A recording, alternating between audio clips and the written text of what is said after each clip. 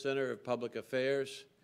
We have just finished a very busy week last Thursday and Friday. By the way, I'm Jerry Beliles, director of the Miller Center. Some of you I know, and you know me, but we're delighted to welcome you here for this important conference. Last Thursday and Friday, we had meetings of our governing council and foundation boards.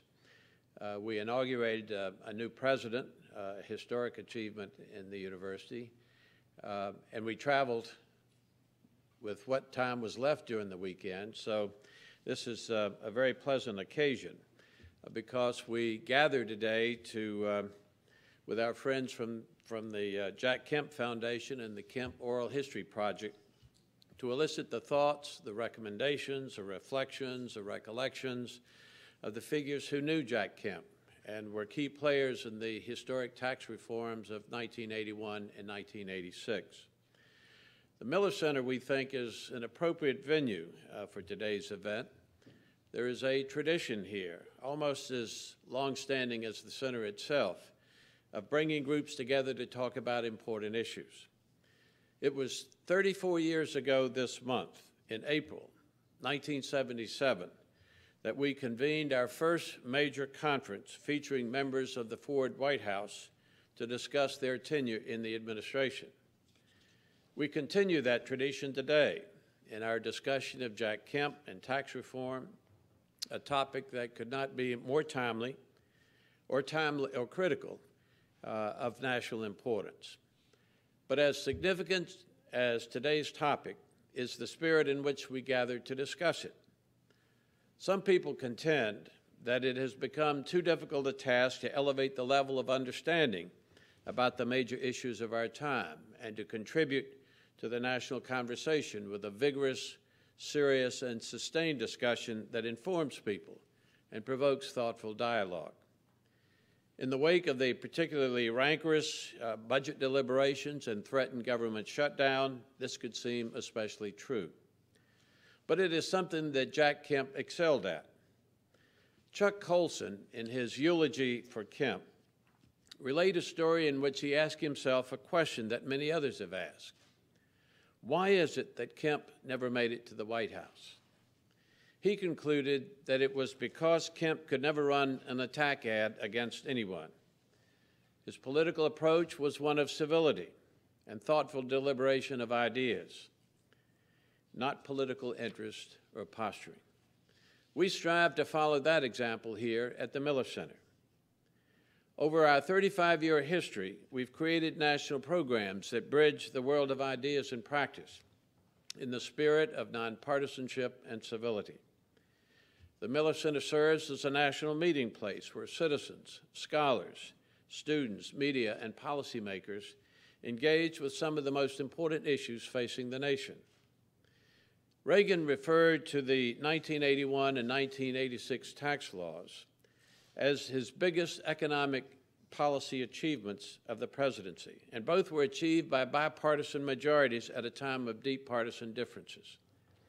In today's acrimonious political climate, we should be mindful of the lessons drawn from Kemp's successful bipartisan efforts. We focus at the Miller Center on the U.S. presidency and on national policy decision-making, emphasizing nonpartisanship, scholarship, and civility in our endeavors. The Miller Center is home to over 50 faculty and staff, including 2 Bancroft Prize winners, often thought of as the Nobel Prize in American history. Our initiatives assemble leaders from the public and private sectors in the academy, like the august group here today, to examine and report on issues ranging from the framework of international finance to the governance of climate change and to the future of higher education. Scholars in our presidential recordings program transcribe, annotate, interpret, and disseminate more than 5,000 hours of secret White House recordings of Presidents FDR through Nixon.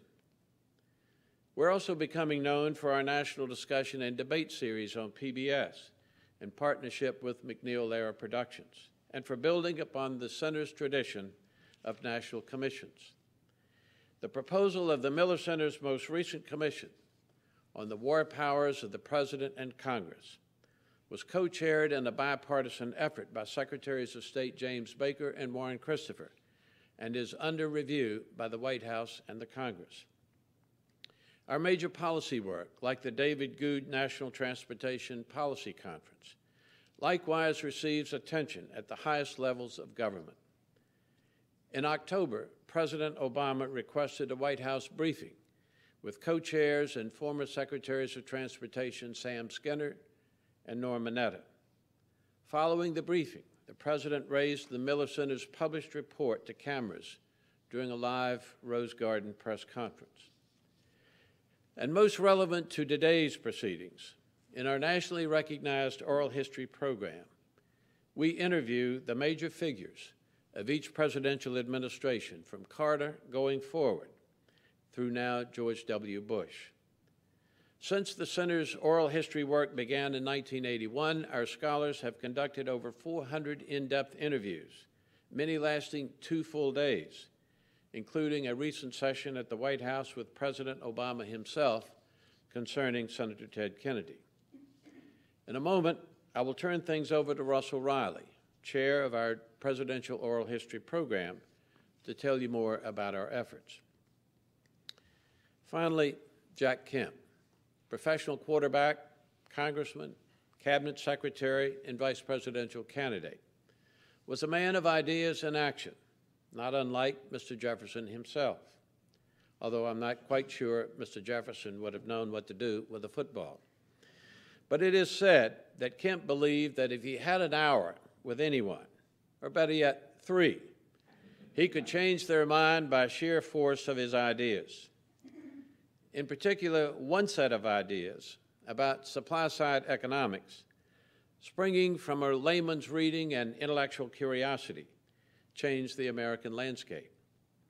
His tax policies helped to create millions of jobs, and the resulting economic growth helped to spur decades of prosperity.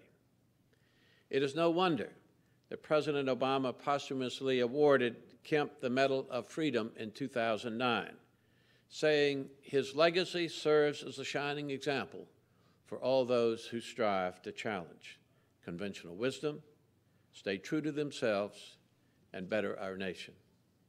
We're honored to have with us today a group of individuals who knew him and were instrumental in the passage of the 1981 and 1986 legislation. They will relay the story behind the enactment of these laws 25 and 30 years ago to help inform our understanding of the legislative initiatives to reform the tax laws of today.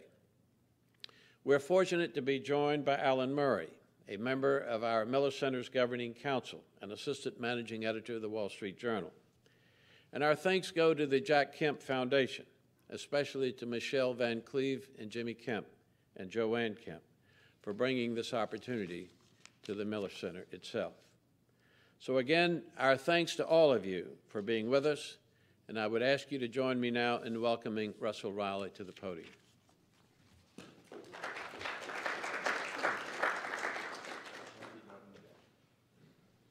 Thank you, Governor. It's been a long time in coming, and I'm delighted to see some familiar faces and to get a chance to meet some new people here today. As the chair of the oral history program, I've been involved myself in probably 200-some interviews, primarily on our presidential projects. And it's always a great pleasure to extend a welcome to people to Mr. Jefferson's University. We do a fair number of our interviews in Washington, but we've discovered over time that the ambiance of this university and the Miller Center in particular is particularly conducive to the kind of candor and historical reflection that we like to achieve in our interviews. And so I think it's important that we do the main balance of our work here in Charlottesville. We recognize that this creates some hardships for people traveling, but we hope that you find the environs comfortable for the kind of reflection that we want to engage in today. The main course of our interview work, as you may know, is essentially individual interviews. It's a panel of scholars will interview a single individual for an audio recorded but off the record session. The idea being that we're attempting to encourage the respondent to be candid through the course of the interview by allowing that person to hold on to the contents of the interview for whatever interval they feel comfortable with. Our mission is to contribute to long-term historical understanding of the presidential administrations that we deal with. We've discovered over time, however, that an important supplement to those individual interviews is the kind of group interview that we'll engage in here today. And as the governor mentioned, actually the history of this kind of effort goes back almost exactly 34 years to April of 1977 with that Ford conference. If you haven't had the chance yet, when we go to lunch, you'll pass a portrait on the wall that was taken on the steps of the Miller Center that will include some familiar faces, including an impossibly young Donald Rumsfeld and Dick Cheney in that portrait. So the group interviews that we do go back to that 34-year period of time. We've subsequently done group sessions with former White House congressional liaison, former White House speechwriters, and former domestic policy advisors. And there are two important contributions that these group interviews serve that our individual interviews can't capture. The first is that we're allowed to make public these group sessions as they're happening. And in fact, this is being set up to be broadcast on our website. We'll capture it and hold it, and the Kemp Foundation will also have access to it as well, so that the wisdom that we collect today will be immediately available rather than our having to hold on to the treasury of recollections for some extended interval of time. Secondly, one of the things that we have discovered is that group interviews have a dynamic of their own. And the individual sessions are important. They're still the fundamental basis of what we do, but people can serve to prompt recollections across the table in ways that are impossible in an individual interview. And so that kind of dynamic in discussing these events can be particularly important for us. So that's one of the reasons why we're looking forward to doing what we're doing today. Finally, the other important thing for you to know about the oral history program here is that we're missionaries for this kind of work. Elite oral history interviewing is still something that's not very widespread within the United States. Even within the oral history profession, it's a little bit of an oddity where history is mostly done from the bottom up rather than the top down. But we meet with numerous people over the course of a given year who have an interest in what we're doing, and we're always delighted when we can help play a part, however small that might be, in fostering projects elsewhere. And so it has been a great pleasure to work with Jimmy Kemp, with Michelle Van Cleve, with John, and more recently with Mort Kondracki, with them in the development of the Jack Kemp Oral History Project. And we're very much looking forward to the results of that, welcoming Mort to the community of those of us who are doing elite interviewing, and stand willing, ready, and able to help where we can, beginning today with what I think will be a very lively set of discussions, and what I'm sure of is it will be an important contribution to our scholarly knowledge and our popular knowledge about two epical events of history in these two tax reforms. So thank you very much for coming, and I look forward to having a chance to interact with you through the course of the day. Now, back to you, Mort. I'm Morton Kondracki. I'm the lead interviewer of the Jack Kemp Oral History Project, and soon to be the first occupant of the Jack Kemp Chair in Political Economy at the Library of Congress. Our great thanks to the Miller Center, to Russell Riley, and to Governor Baliles for providing these magnificent facilities for this observance of two great Jack Kemp achievements. It's the 30th anniversary of Ronald Reagan's 1981 tax rate cuts, the Economic Recovery and Tax Act, which lowered rates across the board by 23% over a 3-year period and reduced the top income tax rate from 70% to 50%. And it's the 25th anniversary of the 1986 Tax Reform Act, which eliminated loopholes in the tax law, simplified the code, and lowered the rates again from the top rate to from 50% to 33%, and the corporate rate from 48% to 34%. we want to explore not only the history of how these bills passed and what Jack Kemp's role in them was, but the continuing relevance of the issues involved, which are plain from every day's newspaper, and especially today's newspaper, since it's April 18th. This is now, for this year at least, the tax filing deadline for the whole country. Supply-side economics, the theory behind it, have become the continuing policy of the Republican Party. Democrats, too, accept the idea of lowering some rates, even as they try to raise rates on the wealthy, and the issue of tax reform is back with us as the Congress and the President try to address the country's enormous federal debt. So I'm pleased to have as co-moderators two people who have literally written the book on the subjects that we're discussing. Brian Dimitrovic, who wrote this magnificent book called Iconoclasts.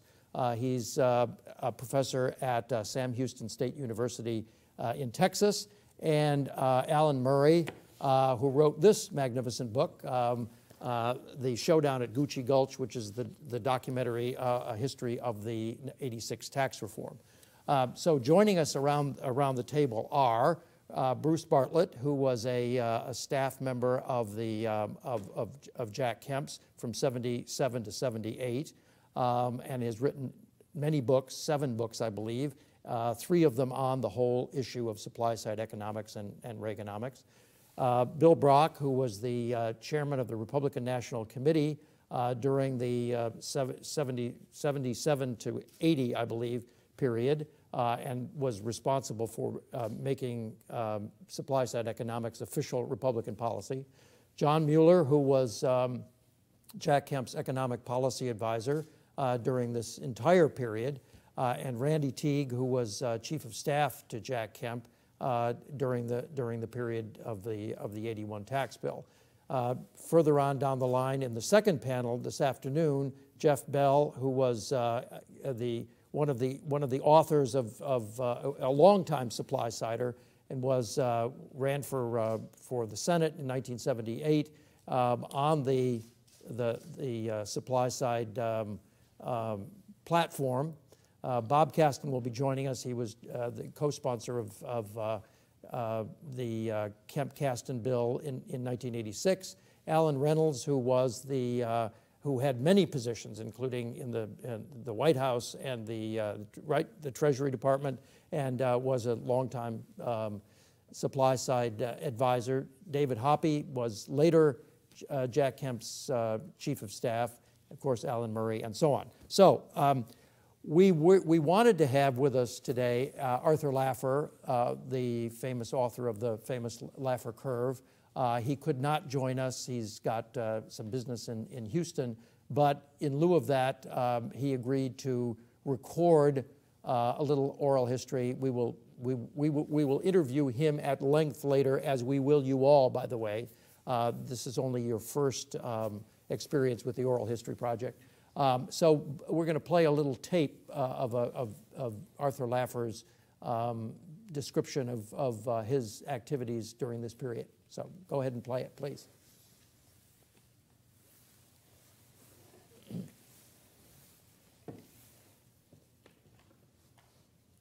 Well, the idea of the Laffer curve is as old as economics is. I mean, everyone knows in price theory, if you raise the price of a product, the demand for that product will go down, and revenues may or may not increase depending upon the volume decrease and the increase in the price. And taxes are just a price. So when you raise tax rates, you do collect more revenue per dollar of tax base, but you also reduce the incentives for producing, and you'll shrink the tax base. It's Econ 1, and it goes back literally thousands of years. I mean, when it really hit the headlines, if you will, on it, I used to have dinner with Don Rumsfeld about once every 2 or 3 weeks in Washington, just the two of us. And every now and then we would invite a couple of other people. And one of these times we invited Dick Cheney, who was my classmate at Yale, really great guy, and then Don Rumsfeld's deputy. And I invited Jude Winniski, who was a reporter for the Wall Street Journal, the National Observer at the time. And we had the dinner, and that's when I was trying to go through the Whip Inflation Now program. If you remember it, the 5% surcharge on taxes, I mean, craziest idea. And what I was trying to explain was that you aren't going to get 5% more revenues. You might get 4%, you might get 3%, but you aren't going to get 5%. And in fact, there's a chance you won't even get any additional revenues. You'll actually lose revenues. And so I drew that curve, if you will, on a napkin, which I guess is at the Hoover Institute right now. I dedicated it to Don Rumsfeld some date in 1974. So it's sort of fun. That's the circumstance. So it was Jude Winniski, Don Rumsfeld, myself, and Dick Cheney at that dinner. I was introduced to Jack Kemp by Jude Winniski, and Jack Kemp had been doing this bill, which is called the Kemp Capital Accumulation Act. He was a young congressman from Buffalo, New York, a former football player, and he did this one bill, which was really sort of a right-wing type of bill, which is to stimulate investment output. It was accelerated depreciation, cutting the corporate rate, all of that sort of stuff. And Jude and I talked to him about across-the-board tax cuts, and to really introduce him to the concept that it doesn't matter what it is that you do, just increase production. You don't have to increase that group or this group, just across the board. And we discussed it with him at great length, and he was a little reticent to switch from the Kemp Capital Accumulation Act to what now is Kemp Roth. But he sort of loved the idea that it was Jack Kennedy's idea, JFK, Jack F. Kennedy, and of course it's Jack French Kemp. So it's JFK too, which is sort of fun. And we did it there. We had a big battle on, not with Jack, but with some of his staffers on whether it should be a 30% across-the-board tax rate reduction or whether it should be a 30% cut in rates, just once and for all. So the upper rates get cut much less than the lower rates in percentage terms.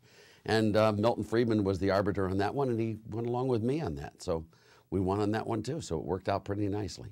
But on Reagan, I was much closer with Reagan than I was with Jack Kemp.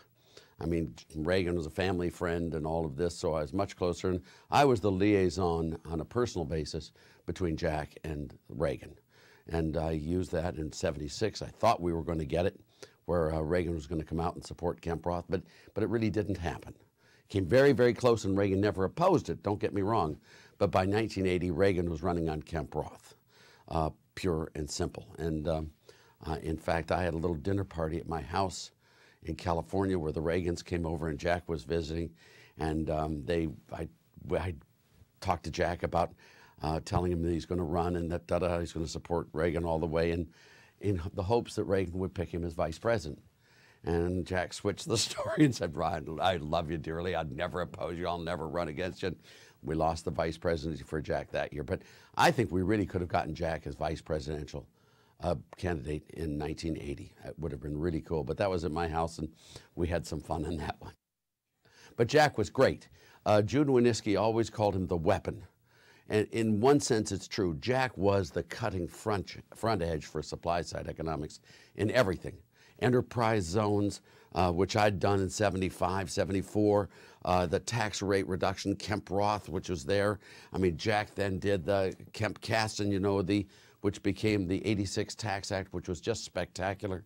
Jack was really good on all of these policies and so articulate, so enthusiastic, so wonderful that without him it never would have happened.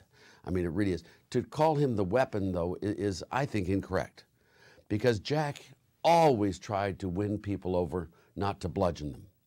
You know, he tried. Whenever you fight, you always lose.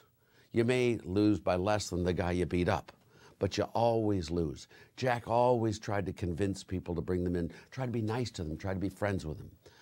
And that was why it really won. Jack Kemp was one of the most wonderful spokesmen, one of the most wonderful, basically sponsors of these ideas, because he won the hearts and souls of the opposition and got them to switch and become more. You know, bipartisanship was Jack Kemp's dream, was Ronald Reagan's dream, and is also my dream. To win, you've got to bring the other side onto your team. You can't just bludgeon them. And Jack was the best there ever was at that. Okay. Randy Teague. Jack Kemp gets elected to Congress in 1970. He introduces the Savings and Investment Act of 1974, which Arthur Laffer describes as this right-wing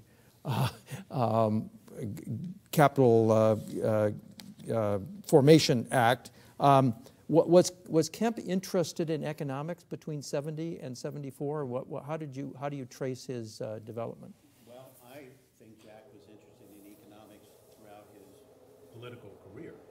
service. I first met Jack in 1970 when he was running for his first election to Congress. His interest in economics was very much tied to that campaign and to his congressional district. Buffalo, Cheektowaga, Tonawanda, Lackawanna, all of these steel areas were hurting for jobs. Unemployment was very high. And so Jack really did have his hand firmly around the jobs issue. In September 1973, I received a phone call from Jack. I was part of the OEO dismantling at the White House. Jack called me and he said, look, I need you to help find me a new chief of staff, but it's going to be very difficult because the person needs to be well-grounded in tax. That was his focus on the nation. They need to be well-grounded in public works, which was his focus on the district. And he said, this is going to be very difficult.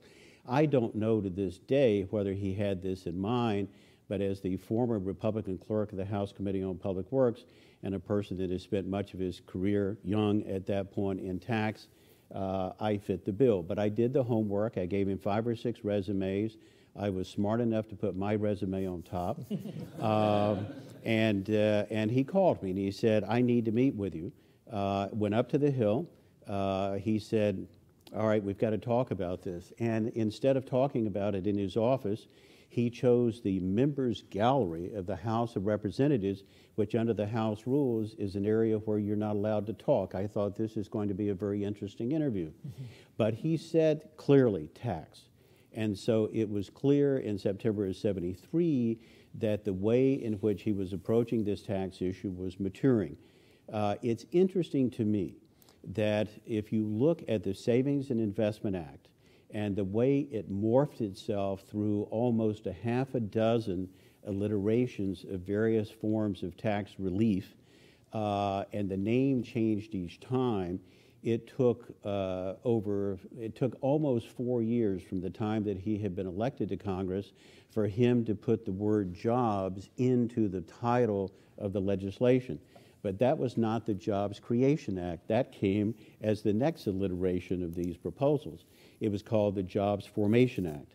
And it is true what Arthur said here, that it was an amalgamation, a consolidation of various ideas addressed to capital formation. We have to remember, and I think this is so much a part of the framework, and some of you around this table also remind people of this, that if you look at when Jack was involved in this issue, the Republican Party from the days of Eisenhower, and that included House leadership, saw itself as the party of balanced budgets.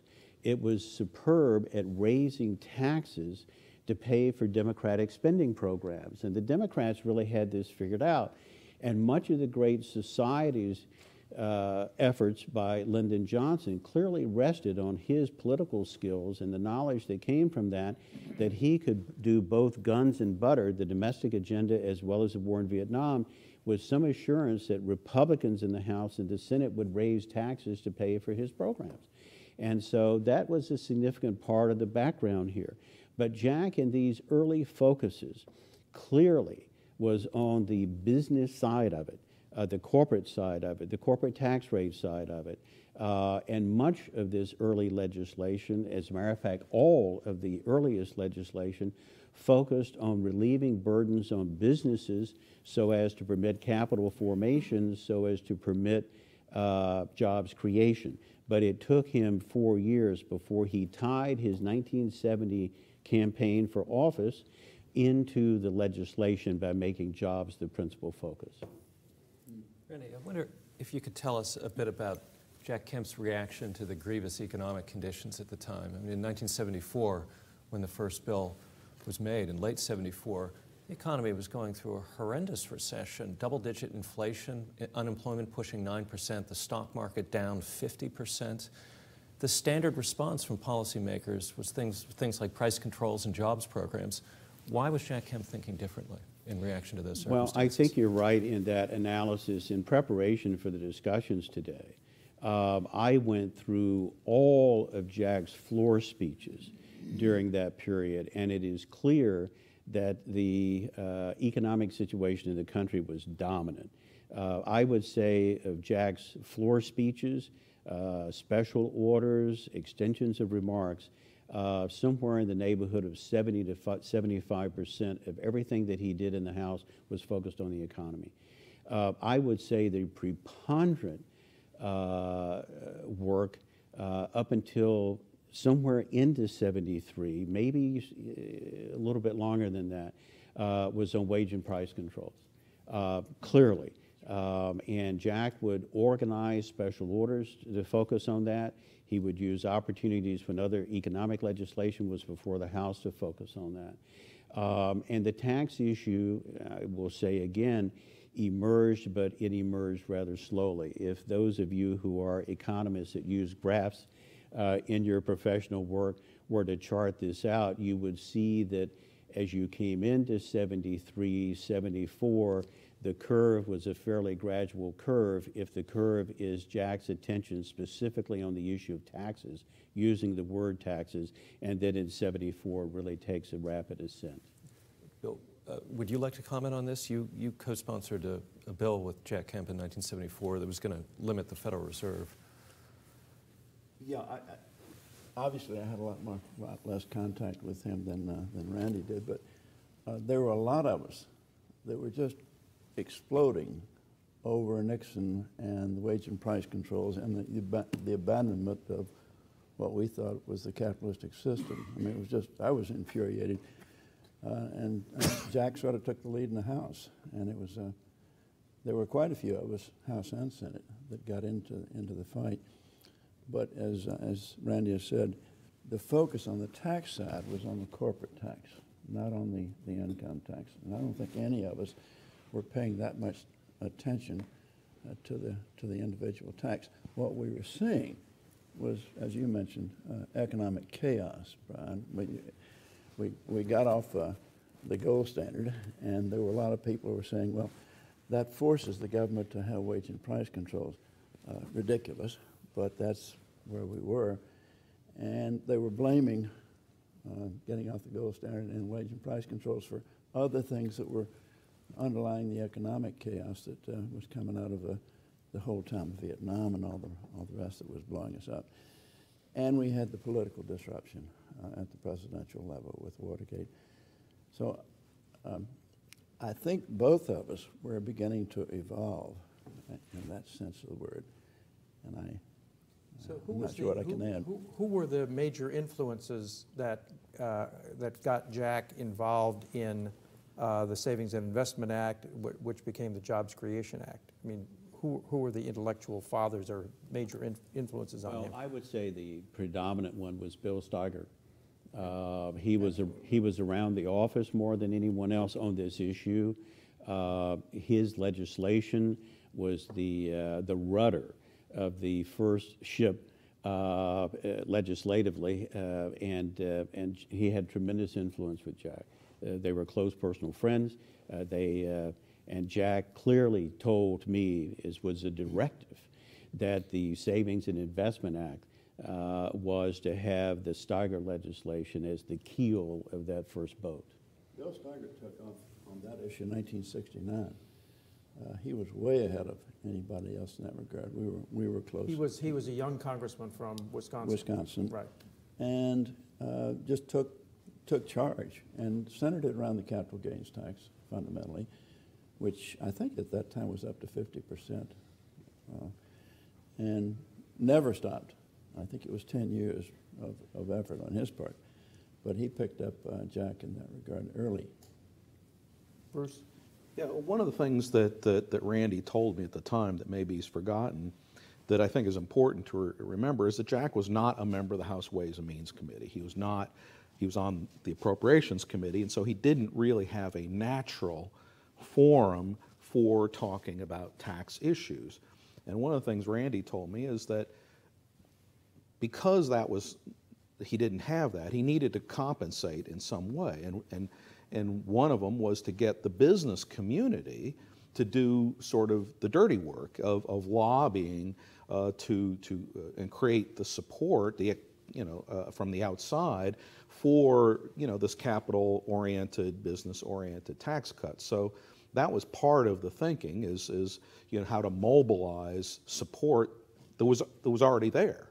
And Randy told me once that one of the ways he got the various provisions of the what do we call it? Savings and Investment Act, was he just asked various corporations and trade associations, what's your wish list? What is the one tax change that you think would really cause you to expand production, increase jobs, et cetera? And he just made up a list of these things, and I think it was a very clever strategy. So, but the intellectual godfather of this is Norman Ture, right?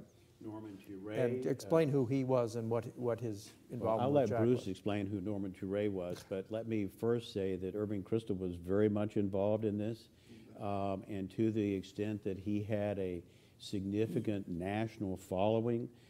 He anchored in New York City, which was very important for Jack, being a congressman from upstate New York. It was critical. And there were others that emerged, and Art being one of them, Jude Wanensky, of course, Allen, that came forward into this period. But Norm Ture and his positions was very important. So explain who Norman Ture was. Do you want me to? Yeah, I think Bruce should do that. Yeah.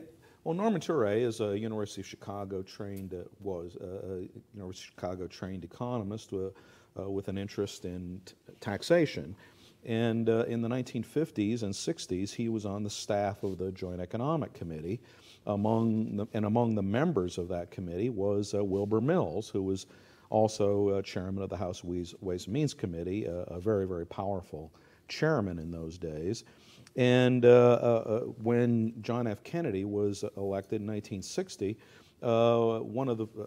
they had, I forget the name of it, but they had like a task force for, economic growth or something like that, that Norman was a member of. And this task force made recommendations to the president that initially resulted in creation of the investment tax credit in 1962. And Ture remained close to Wilbur Mills. And one of the things that I was saying to Morton last night, that the Miller Center has these transcripts of meetings between John F. Kennedy and Wilbur Mills, and it's very, very clear that Mills was the instigator of the 1964 tax cut. And one can presume, since Mills didn't really think deeply about these things, is that they came, well, I didn't mean that as an insult. I just, I'm merely trying to show that Norm Ture is the consistent figure throughout all of this, and one can presume, and I'd love to look through Mills's papers to see whether this is true, because I know that Norman wrote the long, detailed statement that Mills gave on the House floor. That was the main statement in favor of the Kennedy tax cut, because somebody told me they found the draft in Ture's papers. And anyway, Norman was at some point, I don't recall, was very involved with the National Bureau of Economic Research and wrote a book about depreciation policy that is still one of the standard works. And at the time I got to know him, he had a private consulting company, Norman Ture Incorporated or something, and he had been given a contract from somebody or other, I don't know where the money came from, maybe Randy knows, to do a serious economic analysis of the Jobs Creation Act. And I gave you a copy of that yesterday. So Norman was, is the one consistent person all the way from Kennedy all the way through to Kemp, and it just shows that it wasn't just we weren't just talking in generalities about copying Kennedy's philosophy. We had somebody there who knew and was telling us this is the way to do it, and it was. I regret that I underappreciated Norman at the time, because I didn't know a lot of his prehistory. He never talked about it. Let me just add to that Bruce has brought up two important elements that are critical to how this developed going into 1960 and then from 1976, and then from 1976 to 1981. What Norm Ture brought to the table was relationships with Democrats, which Jack needed very much, and relationships with the professional staffs, not only on the Hill but in the Treasury. Those were critical products to bring to Jack in terms of understanding where support was, where opposition was, and how to try to maneuver within that context. How far did these bills get? Well, they did not get a great distance, but they got substantial attention, and they got substantial attention in the Republican Party. Now, I don't want to dwell too much on this because I've already mentioned it, but it's critically important. The opposition to what Jack was doing was pluralized. There was some opposition from members of the House Committee on Ways and Means, as well as from the leadership, the floor leadership, that Jack was taking a leadership role in the tax area when he was not a member of the Committee on Ways and Means. So you have that. You also have opposition from persons who believe that the Republican Party's strength with the electorate was balancing budgets and that tax revenues were critical to that equation, and that tax revenues rested upon tax rates. The concept that Art Laffer brought to the table was not yet on the table. So there was that opposition as well. Can I just add one thought? Because when you're watching it from within the party, somebody mentioned earlier Jack's ability to work across the line and his ability to work with people that maybe had different views.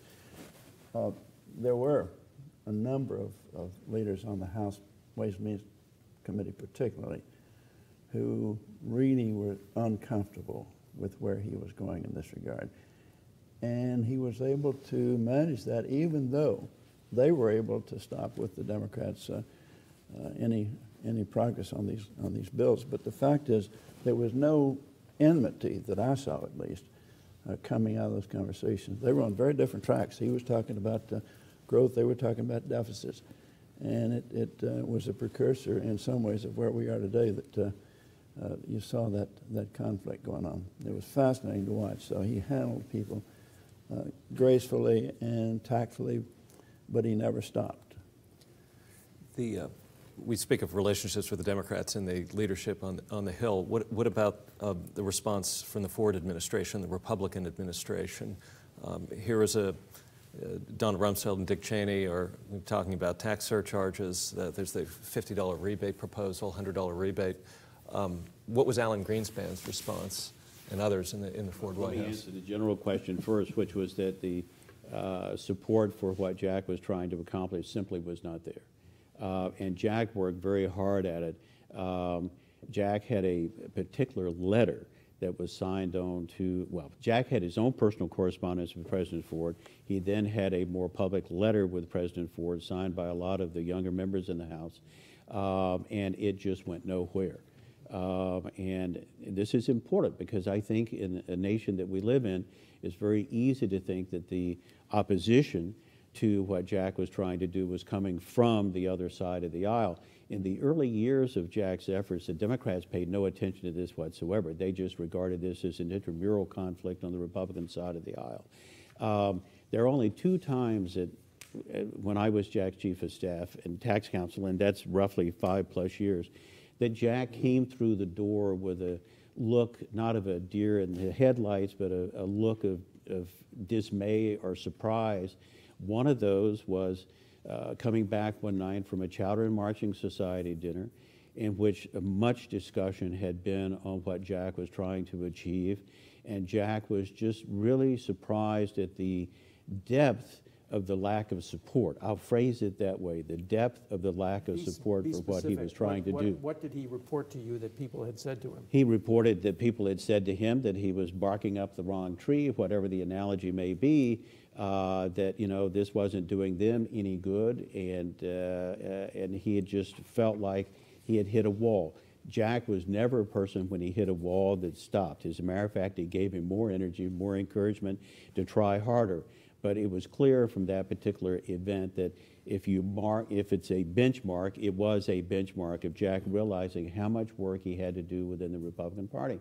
The second time that he came back was with a complete look of dismay, and that's when, and we'll get to this later this morning, we'd actually had a vote on Jack's bill, a floor vote on Jack's bill, and it not only did not pass, but it did not pass by a fairly substantial number of votes. And I think he was surprised that he did not have more support in that instance, but we'll discuss that later today. Okay. The problem in the Charter and Marching, and I was there, is a group of people that are members that gather every Wednesday night at 5 when the Congress is in session.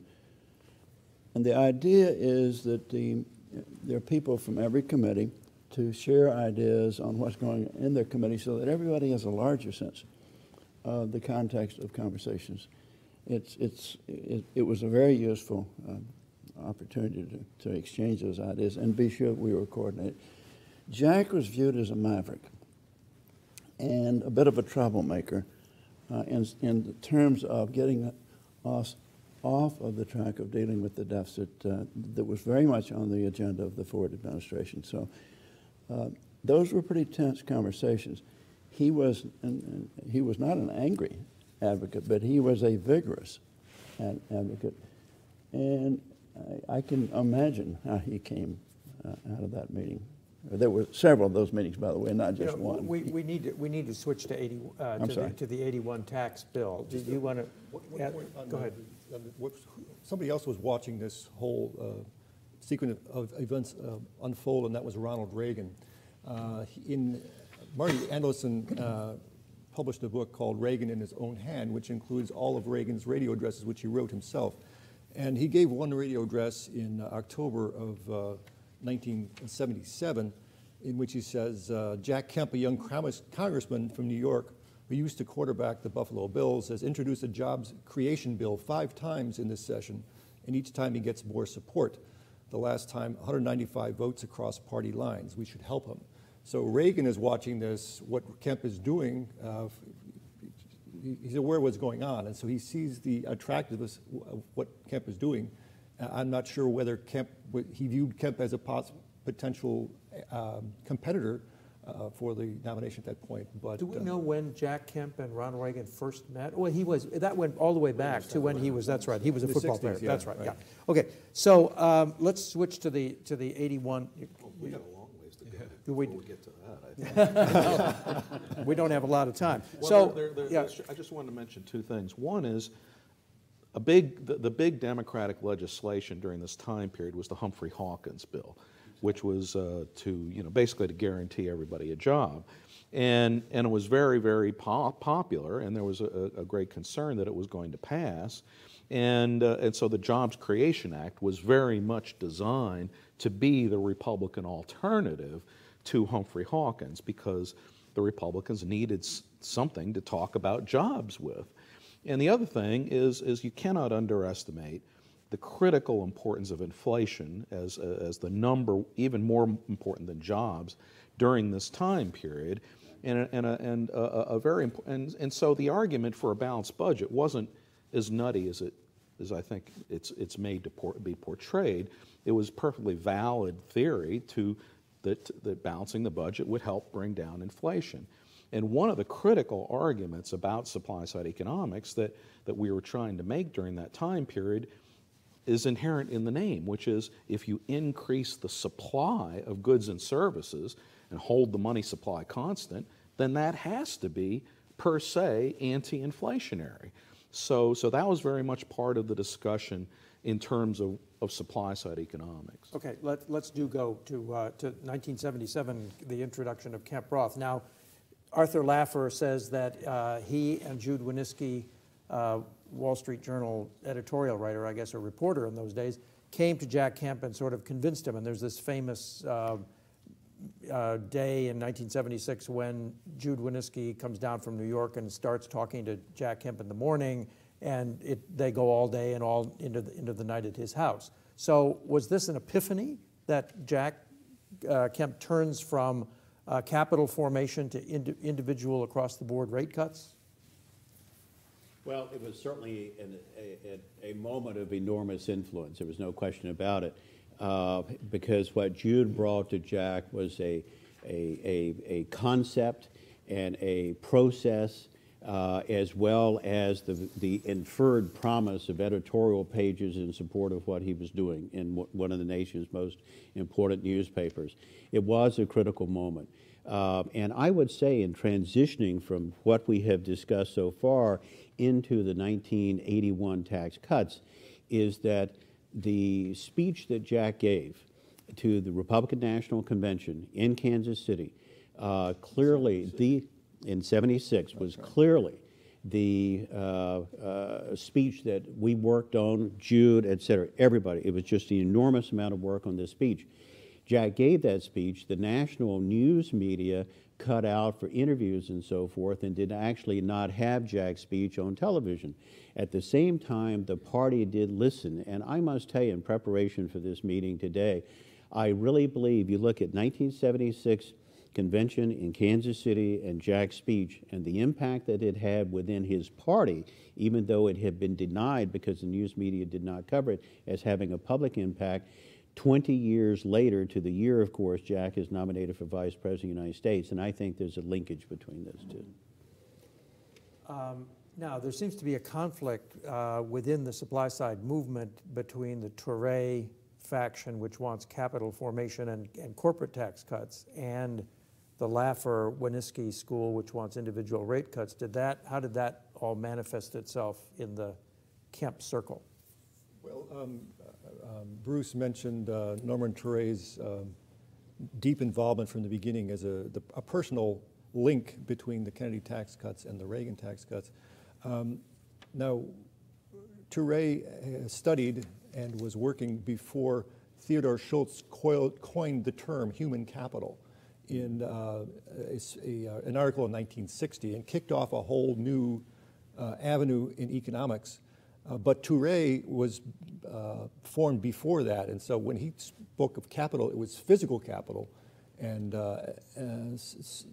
it was Reagan's and Kemp's across-the-board approach, meaning treating labor and property income equally, created kind of tension, I think, that was apparent from the beginning, was always there. Does the economy respond more to the special business incentives or to the across-the-board rate reductions? And that's a tension that's there all the way through, and even today among supply side. My recollection is that the way this was all rationalized came from Jude, who explained quite correctly that all taxes are ultimately paid by individuals, and so individuals are owned by shareholders and they have individuals who work for them, and et cetera. And so basically you can trace through the ultimate burden of capital, of taxation rather, to the individual. And so it doesn't really make any difference whether you cut taxes at the corporate level or at the individual level. What matters is lowering the overall tax wedge on work, saving, and investment, as Jack always said. Jude got into trouble for giving an interview to Alex Coburn and Jim Ridgway at the Village Voice. And they wrote an article called The Battle for Reagan's Mind.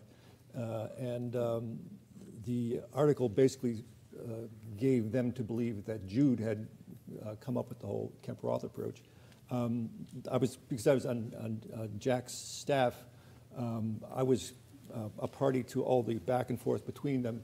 Roberts complained to Jude that wasn't the case. Jude wrote a letter to the editor clarifying that, in fact, he was not the originator of the tax cuts, and he said the most important contributions, as I recollect, came from Dr. Paul Craig Roberts and Dr. Norman Touré, two eminent supply-side economists. Dr. Touré, in fact, played a similar role in the Kennedy tax cuts of the early 1960s when he advised Chairman Wilbur Mills of the House Ways and Means Committee. He did, in his follow-up, though, Jude said the emphasis on Laffer and the Laffer curve was necessary because Laffer was the front end of the wedge and everyone else was behind pushing it and putting himself as well as Roberts in that position. And so that's how he, somewhat mollified, Craig responds, well, you are a good publicist for the So, I mean, we've seen Arthur Laffer. The person who's not here and keeps getting mentioned over and over again is Jude Winooski. So tell us about Jude Winooski and his relationship with Jack Kemp. Well, I could summarize it by saying by comparison, because it deals with economic theory, that Marx was Marx, but Marx was not something beyond Marx until Lenin gave it feet. And that is what Jude brought, I think, in his way, and we all know what his way was. It was rather substantial and overwhelming. But, what he brought to the Kemp team, to the Kemp legislation, to the rationale for the legislation, et cetera, is he gave it feet. Yeah, I think a better comparison for this purpose probably would be St. Paul's relationship to Jesus Christ, but that's all right. Well, I think it's very important to understand the media situation in those days, because we didn't have the internet. You only had 3, evening news broadcasts. So getting information out was vastly more difficult than it is today. And the Wall Street Journal at that time was the only newspaper in the United States with a national distribution. And so one of the, maybe even the most important thing that Jude did was to convince Bob Bartley, who was the editor of the editorial page, to basically sign on to this supply side idea. And so it wasn't just editorials that Jude was writing. The editorial page became open to people like Art Laffer and Craig Roberts, who replaced Jude on the Journal editorial page staff when he left. And so you could pick up, so it was extremely important simply as a method of getting the message out. Now, can I just make 2 points? One, the context. After we lost in '76, really had shifted. Republicans were questing. We didn't have a core approach to the problem. We'd gotten kicked. I lost. Jerry Ford lost. A lot of us lost in that year. And we had at the same time significant unemployment and inflation at the same time. And here's this really active, aggressive young guy that is constantly charging and saying, let's get jobs, let's get the economy moving. We were looking for something at the party to grab on that was positive. We'd been negative for so long. And Jack brought that. So from my perspective, I didn't know what was going on intellectually behind the scenes in the committee or in the staff where you are working. I'm just watching, and here's a guy that is the one guy that we could see was carrying a really aggressive, active, positive position. And it was so much in accord with what we were trying to do at the committee.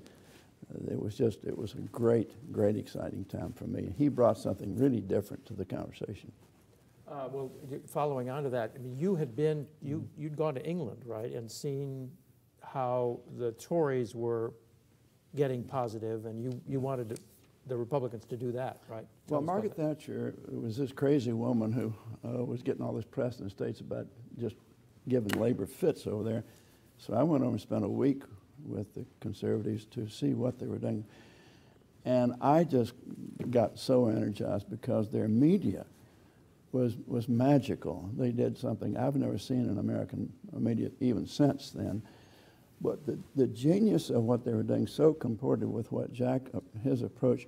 Their approach was never, ever, ever to challenge labor's motivation. They basically just said labor's incompetent. And they try, they mean well, but they can't get there from here because they don't know how the system works. And that was very much what Jack was saying back here. So coming back and trying to translate what I'd seen there and find a message Jack was an easy call at that point. I wonder if we might talk a bit about the legislative career of Kemp Roth out of the gate in '77 and '78 and the run-up to the Reagan years. Why was it 30%? Why was it 10-10-10 over 3 years? Why did Bill Roth sign on? And didn't it almost become law in 1978? Well, I guess I should take that. When I came on Jack's staff in December of '76, I inherited the Jobs Creation Act. And of course, in the new Congress, you had to reintroduce, your bills all over again. And I didn't really know all the history that came before, but I did know that the addition of a 10% across-the-board rate reduction was a relatively recent addition to the Jobs Creation Act, and that was the part that Jack was most interested in.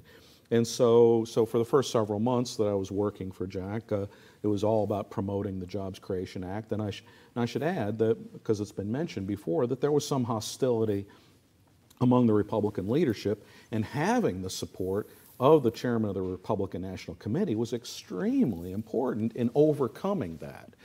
So they couldn't. And I should say also that John Rhodes was always very supportive, but there was a lot of members who were not. And they were good guys. Yeah, no, I mean they had honest differences of opinion. But anyway, my recollection is, I wish I knew the exact date, but at some point, first let me mention the Senate sponsor of the Jobs Creation Act was Senator Jim McClure of Idaho, who was not a member of the Finance Committee and really wasn't that much interested in taxes. His interests were more in the area of energy and natural resources and things of that sort. But he was a really smart guy, and so we didn't feel that McClure was doing enough to promote the legislation in the Senate, and we were sort of receptive to the idea of finding someone else. And somewhere in the spring, I wish I knew the date, Jack either gave a speech or brought up an amendment or something or other that caught Bill Roth's attention. Roth was, of course, a Republican senator from Delaware, and more importantly, he was a member of the Senate Finance Committee.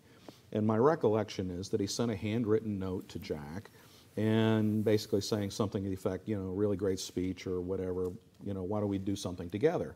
And so that was very interesting. It opened up the door to possibly doing something with Roth. And also, we had been talking so much about the comparison between what we were doing and the Kennedy tax cut. My memory is that one day Jack stuck his head into the little cubicle where I worked and said, why don't we just redo the Kennedy tax cut? I mean, let's just get rid of all this baggage and just do a clean, straight duplication of the Kennedy tax cut. And I said, fine, of course. So my recollection is that I made a lot of phone calls to the group, Norm Ture and Art Laffer, and just asked them, well, if you wanted to redo the Kennedy tax cut, given that economic and the tax system is different today than it was in 1964, what would that mean? And we talked about various options, and I don't know, somewhere along the way, there was just a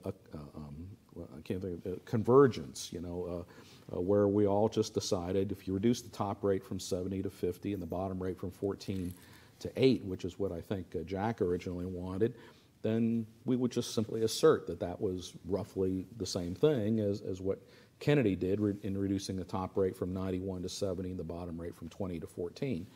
So, and I remember there was and so we proposed this idea of this Kennedy type legislation to Roth to see whether he would be interested in signing on with this. And I remember there was a luncheon over in the Senate dining room, and I believe Norman Ture was there. And we just sort of came to a meeting of minds. And as I recall, the two main things that Roth insisted upon was he didn't want to reduce the bottom rate quite so much because he was worried about the revenue loss, so we only reduced the bottom rate to 10 instead of 8.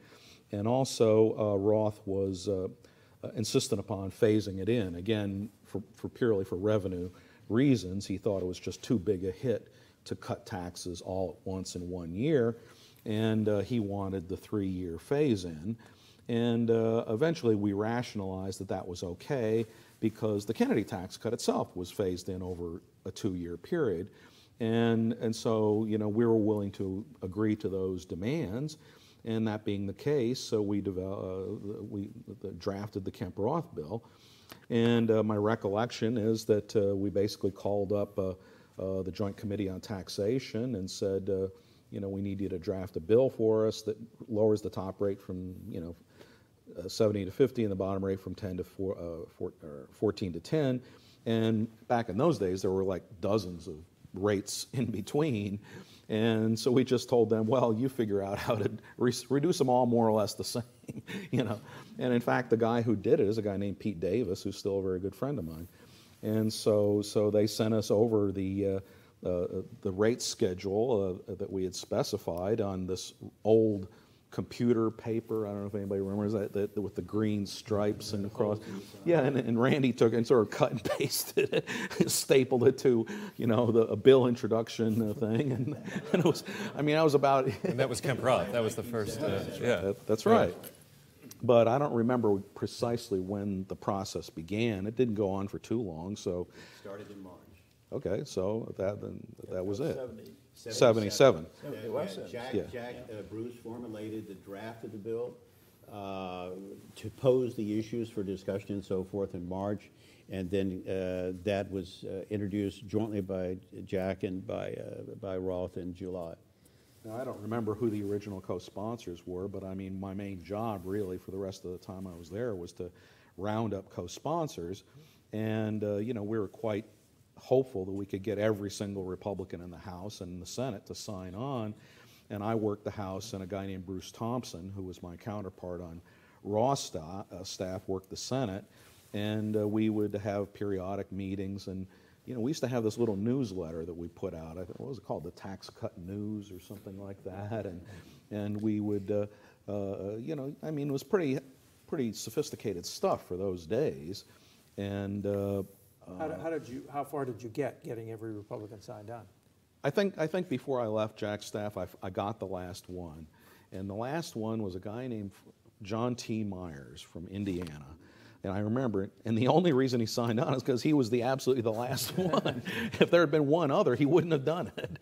I mean, he was very much an old-fashioned balanced budget guy, and his feeling was, we can't cut taxes until the budget is balanced. And I said, but how could we cut taxes then? Because it would unbalance the budget. And he said, good point. So, I mean, go ahead. Brian asked about the 78. I mean, it actually almost passed. Yeah, it almost became law. And then 1979 is a lost year, and nothing happened. So what was going on? Well, we had a bit of a contrarian here. It didn't come close to passing in 1978 in any way, shape, or form. It had a great opportunity following a couple of things. You had a fellow named Jeff Bell who beat a long-standing Republican senator in a primary in New Jersey. And Jeff ran on Kemp Roth. And he beat Clifford Case. And then you had Prop 13 in California. And suddenly everybody awakened and thought, oh, this tax stuff is for real. This is going someplace. So on a non-tax bill on the House floor, Humphrey Hawkins, they offered an amendment which would not have changed tax rates in any way, shape, or form, but was the Kemp Roth idea. And it passed. And everybody got all excited. I remember getting a call from Larry Uzell, who was working on your campaign. We're going to win. I said, Larry, no, don't misunderstand this. This is a whole bunch of people who want to say in the fall, oh, I don't want higher taxes, I want lower taxes. They don't want this. You didn't even have a majority of Republican senators in 1978 who supported Kemp Roth.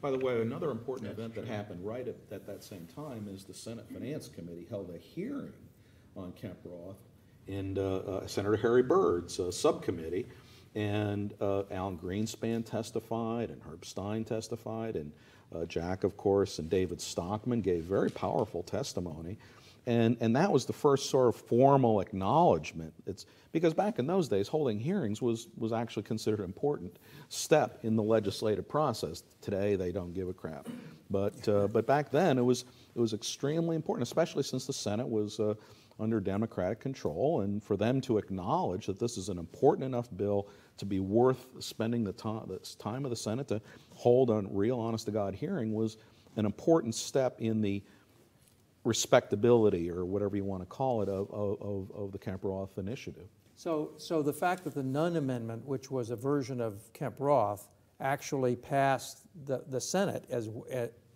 meant nothing? 62 to 28. Yeah, once again, it was a vote which allowed you to say anybody was running, you know, I'm for this lower tax stuff. You were never in danger of actually achieving what we all wanted to achieve, sadly enough, but you were really never in danger in the late 70s of achieving that.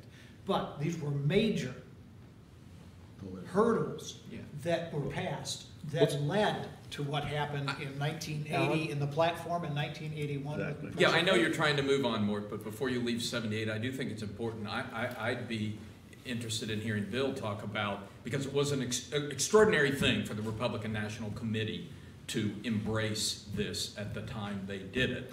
And that's why Jeff was able to do what he did, or part of the reason why Jeff was able to do what he did. But I wonder if you could talk about, did you think that it was actually a proposal to be legislated, or was it just a proposal to run a campaign on?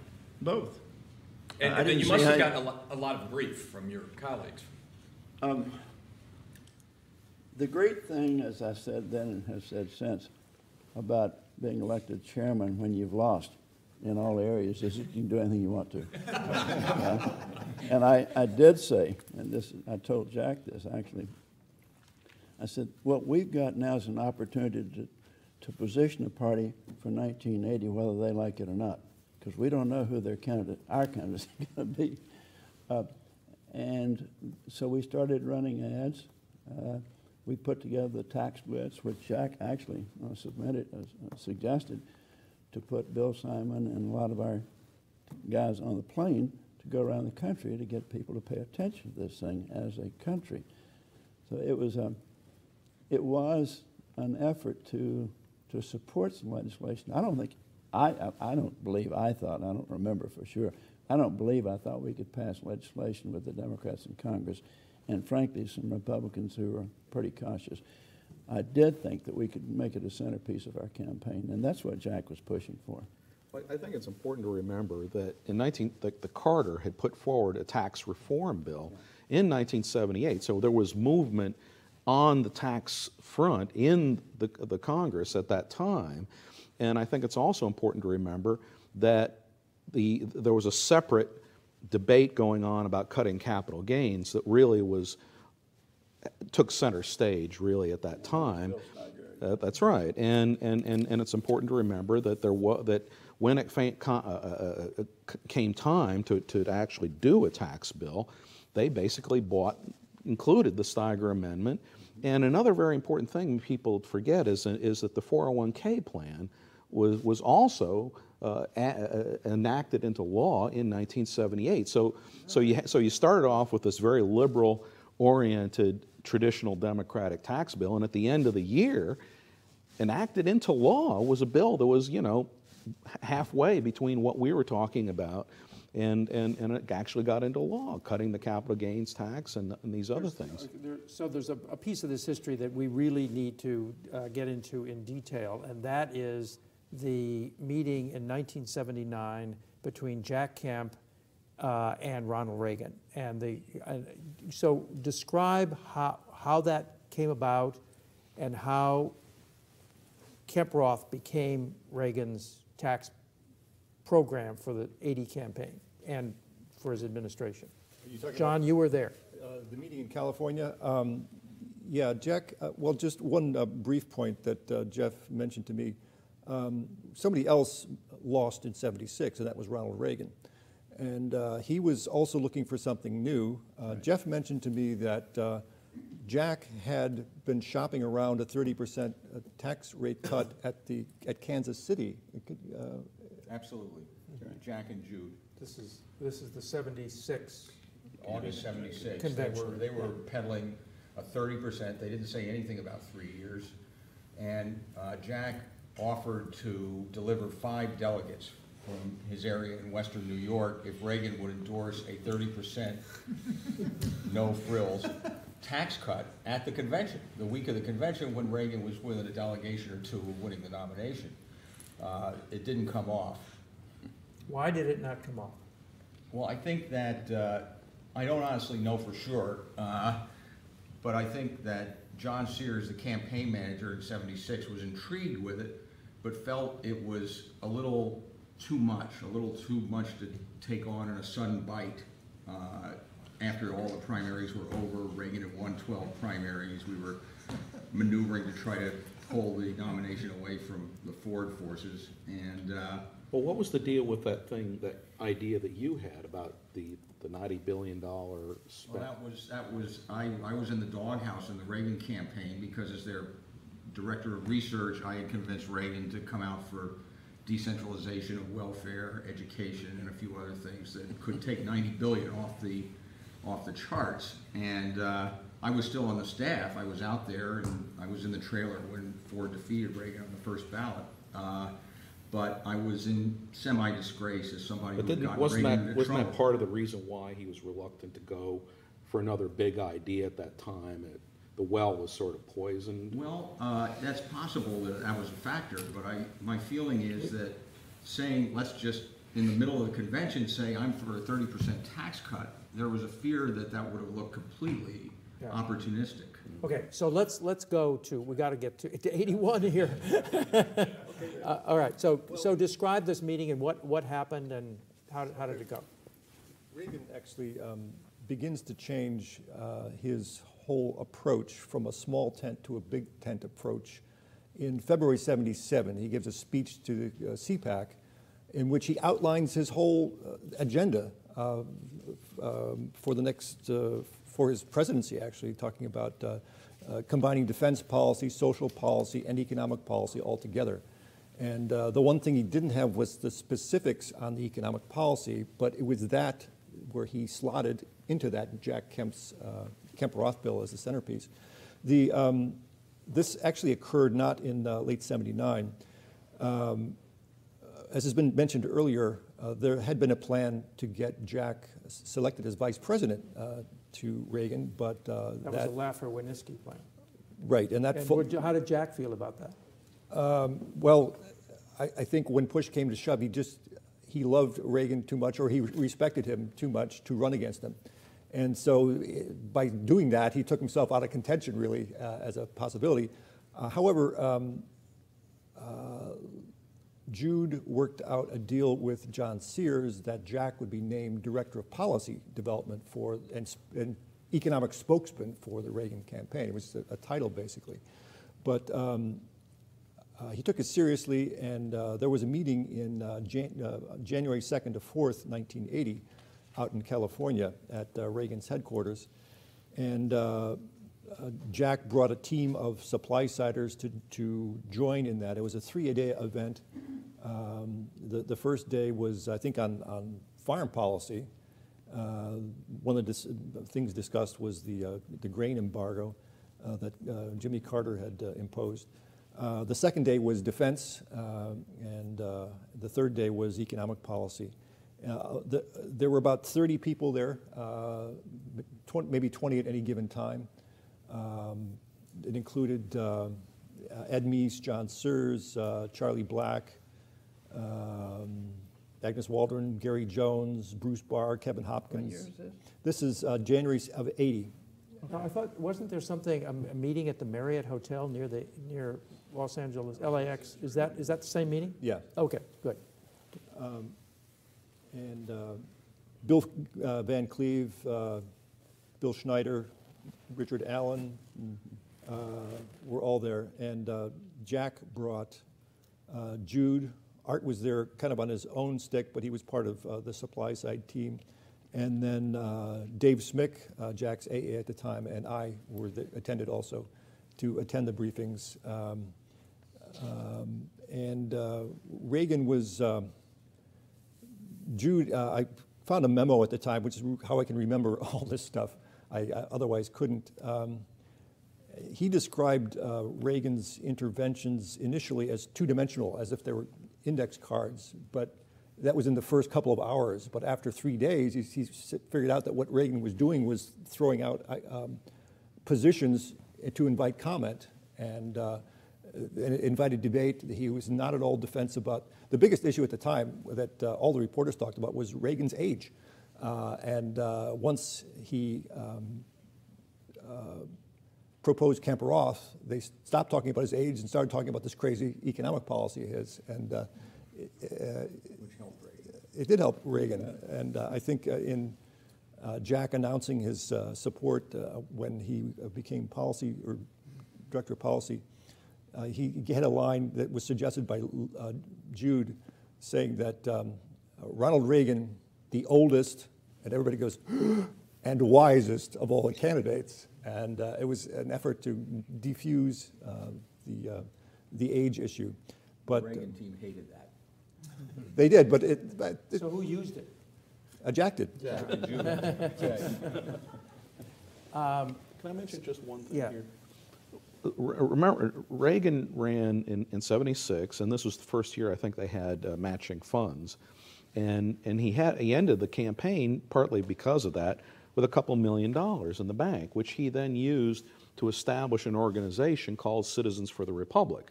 And I remember clearly Jack told me, make sure to work with these guys, get our stuff into their newsletter and stuff like that. So there was staff level coordination, right from the beginning. And the other thing I think people have to remember about Jack is that he had multiple political ambitions during this period. There was a lot of talk about him running for governor in 1978. He took a pass on that. There was a lot of talk about him running for the Senate in 1980. He had always said he wanted to replace Jacob Javits, and then Javits unaccountably decided to run for one last term, and Randy would know more about what happened then than I do, but he wouldn't run against Javits in a primary, and Al D'Amato said, I got nothing to lose, and we know what happened. So the point is that there were a lot of things besides the vice presidency, and Jack was juggling a lot of potential ways to advance himself career-wise during that whole period. So at this meeting, Jack threw the long bomb when he was on the field, but he was a pretty cautious risk taker politically. Jude had these memorable phrases, and he used to call Jack the well-hung pope.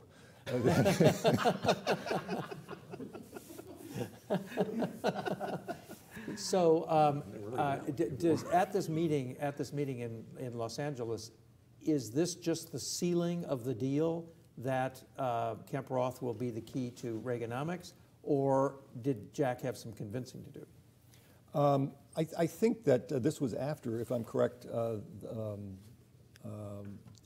policy memo number 1, which included Kemp Roth. This was kind of an exhortatory memo from Reagan's staff to Reagan, so it was an advocacy thing. But I think it was on the screen at the staff level because there was staff cooperation. So does Reagan actually say in this meeting, "Okay, Jack, Kemp Roth is the centerpiece of my campaign"? No, it was the supply-siders gave presentations. Art gave a presentation on money, of all things, talking about gold. And Jude talked about the history of supply-side economics, basically.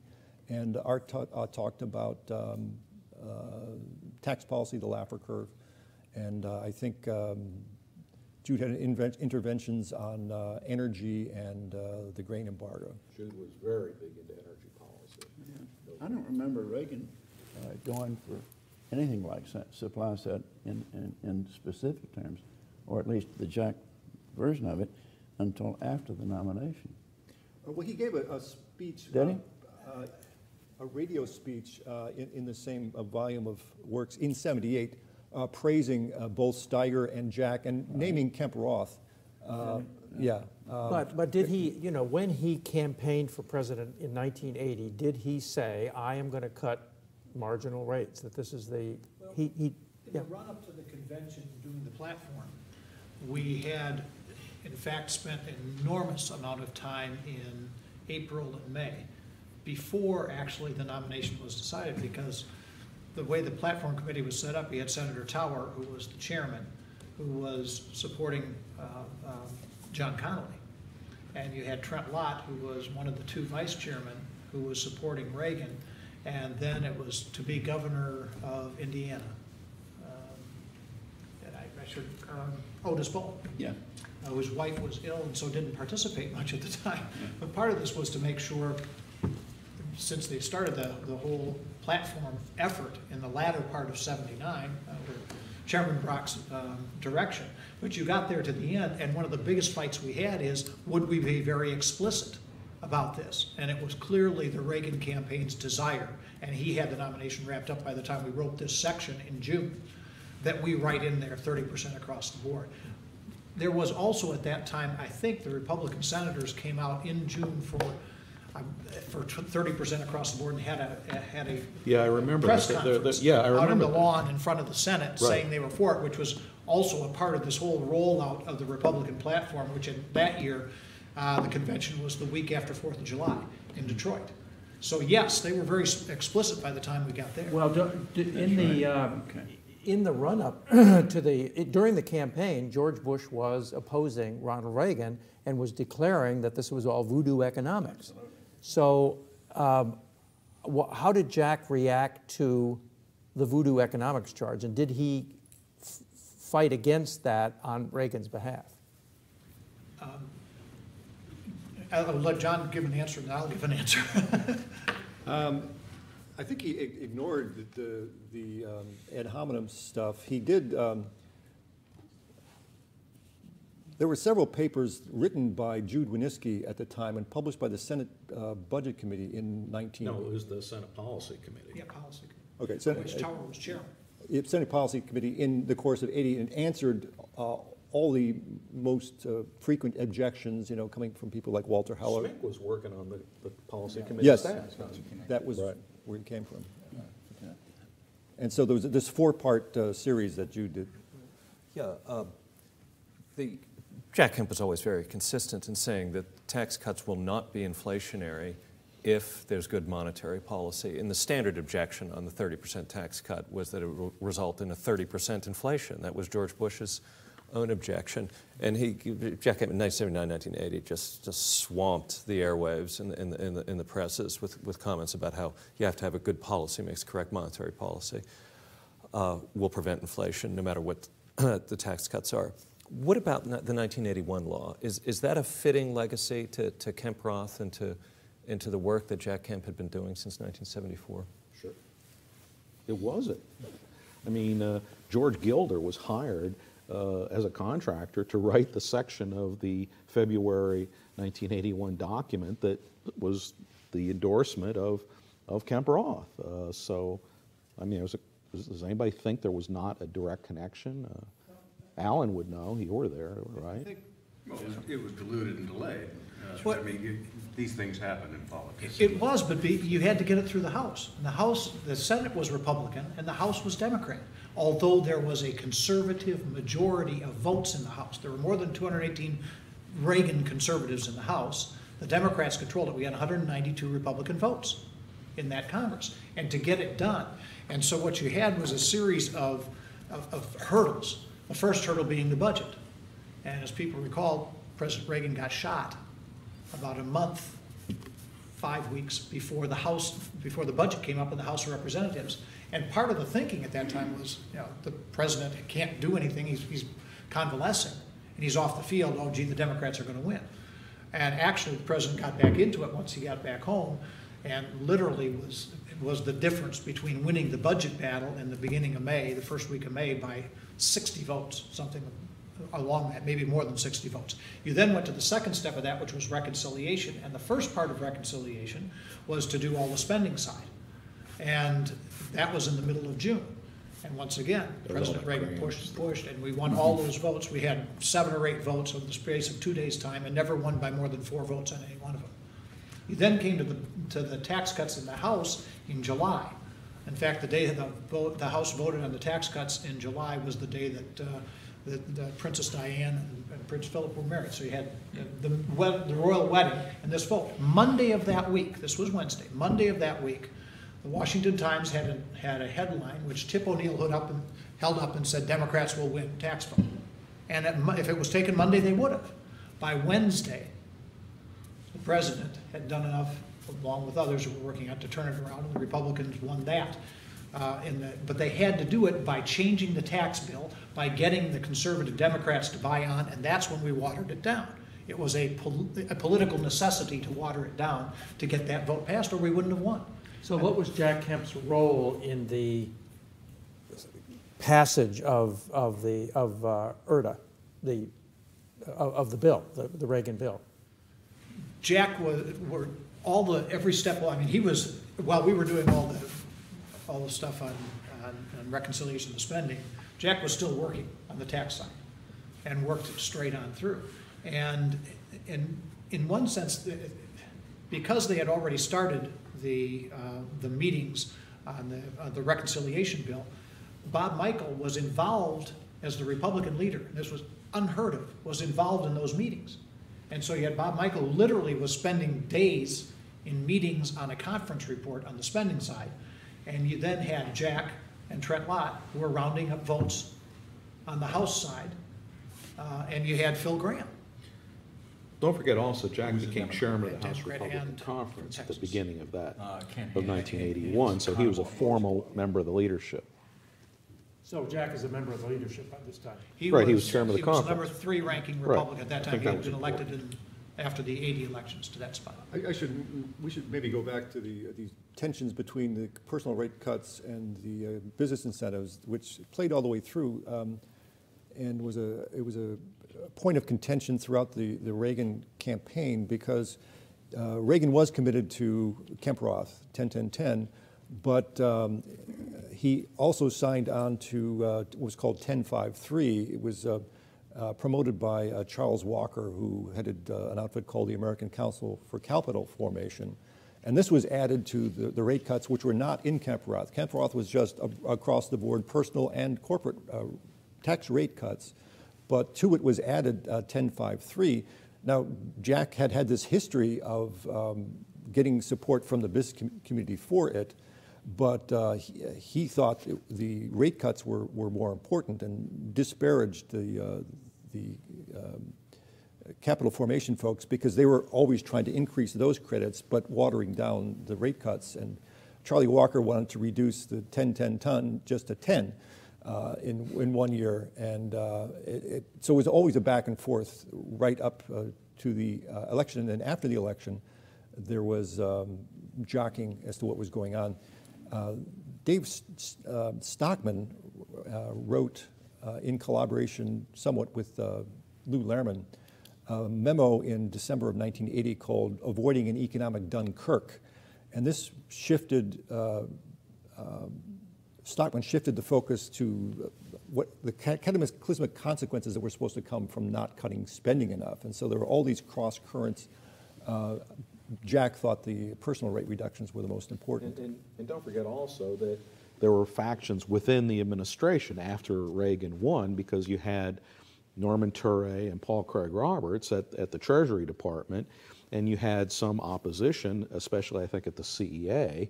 Murray Wiedenbaum, I don't think was ever enthusiastic about any of this stuff. Don Regan was. Well, nobody knew anything about Don Regan until he actually showed up at Treasury, and to our enormous relief, he turned out to be a good guy. But there was a lot of infighting, and Stockman, of course, was at OMB, and Jack thought he was going to be his guy, but by that point, he was only interested in spending and the deficit, and we all know the rest.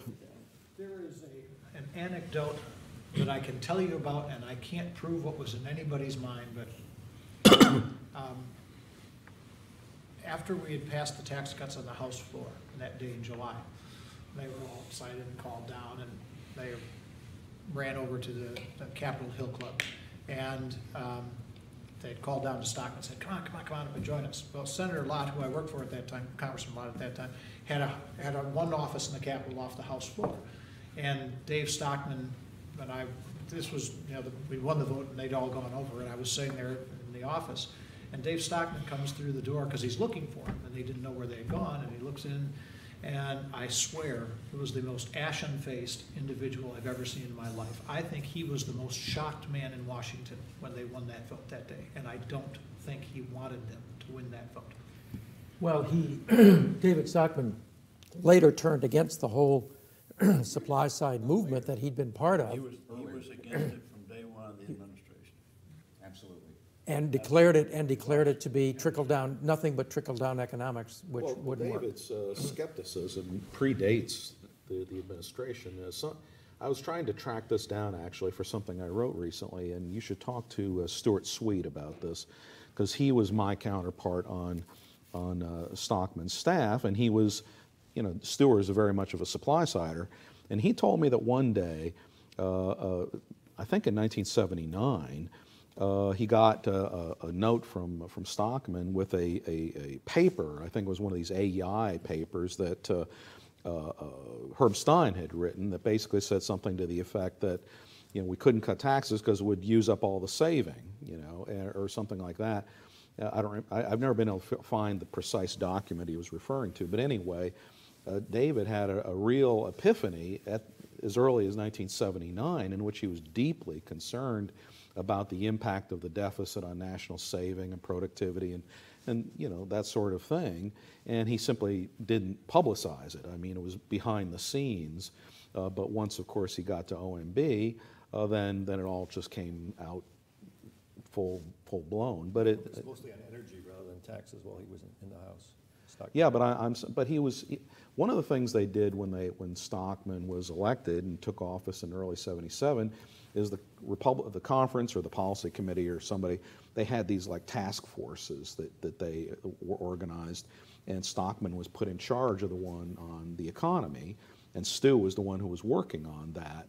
And so he was interested in Stockman was, was more, party loyalist. He wanted to support what we were doing for the same reason that Bill did, and so on. And that's so in '77 he was very much on our side. And it was in '78 or maybe I guess '78 when he first started having these misgivings. Is all I'm saying. But he wrote a Wall Street Journal editorial piece that appeared during the Republican convention in 1980, our Grand New Party platform or something like well, that, which he lauded. I'm saying I'm saying he had private misgivings. I understand. Yeah. I don't disagree with that. I'm just saying. Dave agrees with that. He's just saying Stockman was a liar. Delicately put. Exactly. Okay, one thing that I want to cover too is the supply side movement, and also then the continuing relevance of tax cuts as policy. I mean, across the board tax cuts. So, Alan, give us the history on supply side as the description. Where did the phrase come from? Where did the phrase come from? Did Kemp like it or not like it? Oh, yeah. Well, first we had to convince the Wall Street Journal. Once you convince the Wall Street Journal, the rest comes easy. I attended a conference at the Homestead in Virginia, hosted by James Buchanan, who later got the Nobel Prize, and Gordon Tullock, who should have.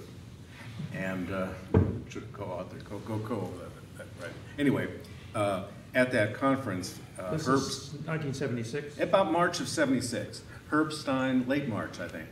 Herb Stein gave a speech on reasons that economists always want to cut taxes, and he said, and he listed a bunch of reasons, most of them Keynesian in nature, but one of them was what he called supply-side fiscalism, and he said some economists, about two, now the about two does not appear in the text, but he was meaning Laffer and Mundell, about two actually think that tax incentives have an effect on supply of labor effort, entrepreneurship, capital investment, and so on.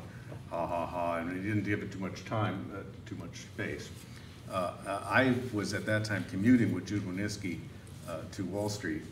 I was working for National Review and then later Argus Research. And so we would chat out all the stuff that later became, some of it showed up in Jude's book, and some of it showed up in Jack Kemp's book, which I participated in, American Renaissance, in '78. Anyway, I persuaded Jude that we should use this phrase, that it's a nice capsule way. It's better than the phrase he chose, which was the Mundell-Laffer world hypothesis. I just didn't think that was going to it didn't ring for me. And Laffer himself liked incentivist, and that I have a little trouble with that one too. He used it in a so-so unsigned editorial called Supply-Side Fiscalism, April '76. Long forgotten, not nearly as good as his '74 piece, Time to Cut Taxes. We worked on Bob Bartley, and Bob Bartley was terribly concerned about crowding out government absorbing savings, the same concern that Stockman had. I remember one of the documents out of OMB after I left transition team there calculated that if we didn't do something, the deficits would absorb 126% of GDP. Now, you actually have savings, 126% of savings, and you actually have to be a divinity school dropout to come up with a number larger than 100%. Stockman did everything on his calculator, and it was a small calculator, and it didn't always work. Jude wrote a piece for a policy review called the Mundell-Laffer hypothesis. And, No. Public interest. Oh, sorry, public 1975. public interest. And the Laffer curve is literally a footnote in That's that right. article. Everything else is about monetary policy, the monetary approach to the balance of payments and so forth. And the Laffer curve was literally a footnote. Alan? Yeah, can we, it's been really interesting and a lot of talk about the economic underpinnings, but I don't want to undercover the politics of this, which Bill Brock referred to in '78. But so Jude Wanniski in 1976 writes this piece for the, I think it was '76, piece for the National Observer called "The Two Santa Claus Theory," basically saying that the reason Republicans could never get elected was because the Democrats were playing the Santa Claus of spending, giving out all this stuff to people, and the Republicans were focused on the deficit, and as a result, forced to sign on to tax increases to pay for all the spending that the Santa Claus Democrats were giving. And said the Republicans will never win until they become their own Santa Claus, the Santa Claus of tax cuts.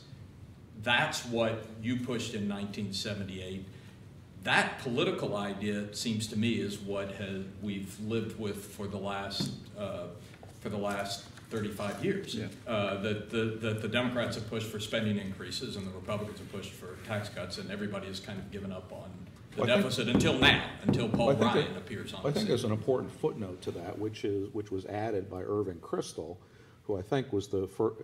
He argued that, first articulated sort of the Star of the Beast theory, that tax cuts would hold down. That was wrong. I mean, we now know that was wrong, right? Well, I'm just saying it was an important. It was what some people. It was in parallel. It goes along with the two Santa theory, and if you go back and check that testimony before the Senate Finance Committee in 1978, even Alan Greenspan signed on to that idea, and so that was an important. Because Jack was always being asked about the spending side, and he never really liked talking about it. But the argument he made that he got, I think, from Kristol was, look, as long as spending, as long as the economy grows faster than spending grows, then by definition, as a matter of simple mathematics, the size of spending as a share of GDP must necessarily fall. So it was a growth strategy. And the feeling was all we needed to do was hold the line on spending. We didn't have to go after it with a meat axe, which was what Stockman wanted to do. And Jack, I think, just fundamentally disagreed with him about both the politics and the economics. But throughout this entire period, in fact, spending has risen much faster than GDP, hence the huge deficit and debt that we now have, correct? Well, this gets, I think, into the monetary debate, which was, there was a difference among the supply-siders. We all more or less agreed on tax cuts, with the difference in emphasis on the personal rates versus the corporate credits. But there were three different approaches to monetary policy. There were the domestic monetarists following Milton Friedman, saying to get inflation down, you just needed to control the M's, the quantity of money. But then there were two branches of supply-siders around Jack who wanted some form of a gold standard. But there were the Mundellians and Lafferians who thought that we could go back to Bretton Woods, in which the dollar was convertible into gold, but everybody else held securities which could be redeemed for gold at the United States Treasury. But Lou Lehrman was a protege of Jacques Rueff, whom Brian does a very good job of explaining the importance in his book. And Lehrman was convinced that we had to go back to symmetrical gold standard and get rid of the dollar's reserve currency role, because that was weakening the United States and causing these episodes of commodity-led inflations, promoting the loss of budget discipline, because Friedman's analogy was that Congress was like a teenager, and you could lecture him all you want, but you can only get him to reduce his spending if you take away his allowance. And for Friedman, the taxes were the allowance. But the problem that Lehrman pointed out, and that I've subsequently pointed out, is that Congress has credit cards as well, which are the Social Security and retirement fund surpluses, and the Federal Reserve and foreign central bank purchases of Treasury securities, now trillions of dollars worth.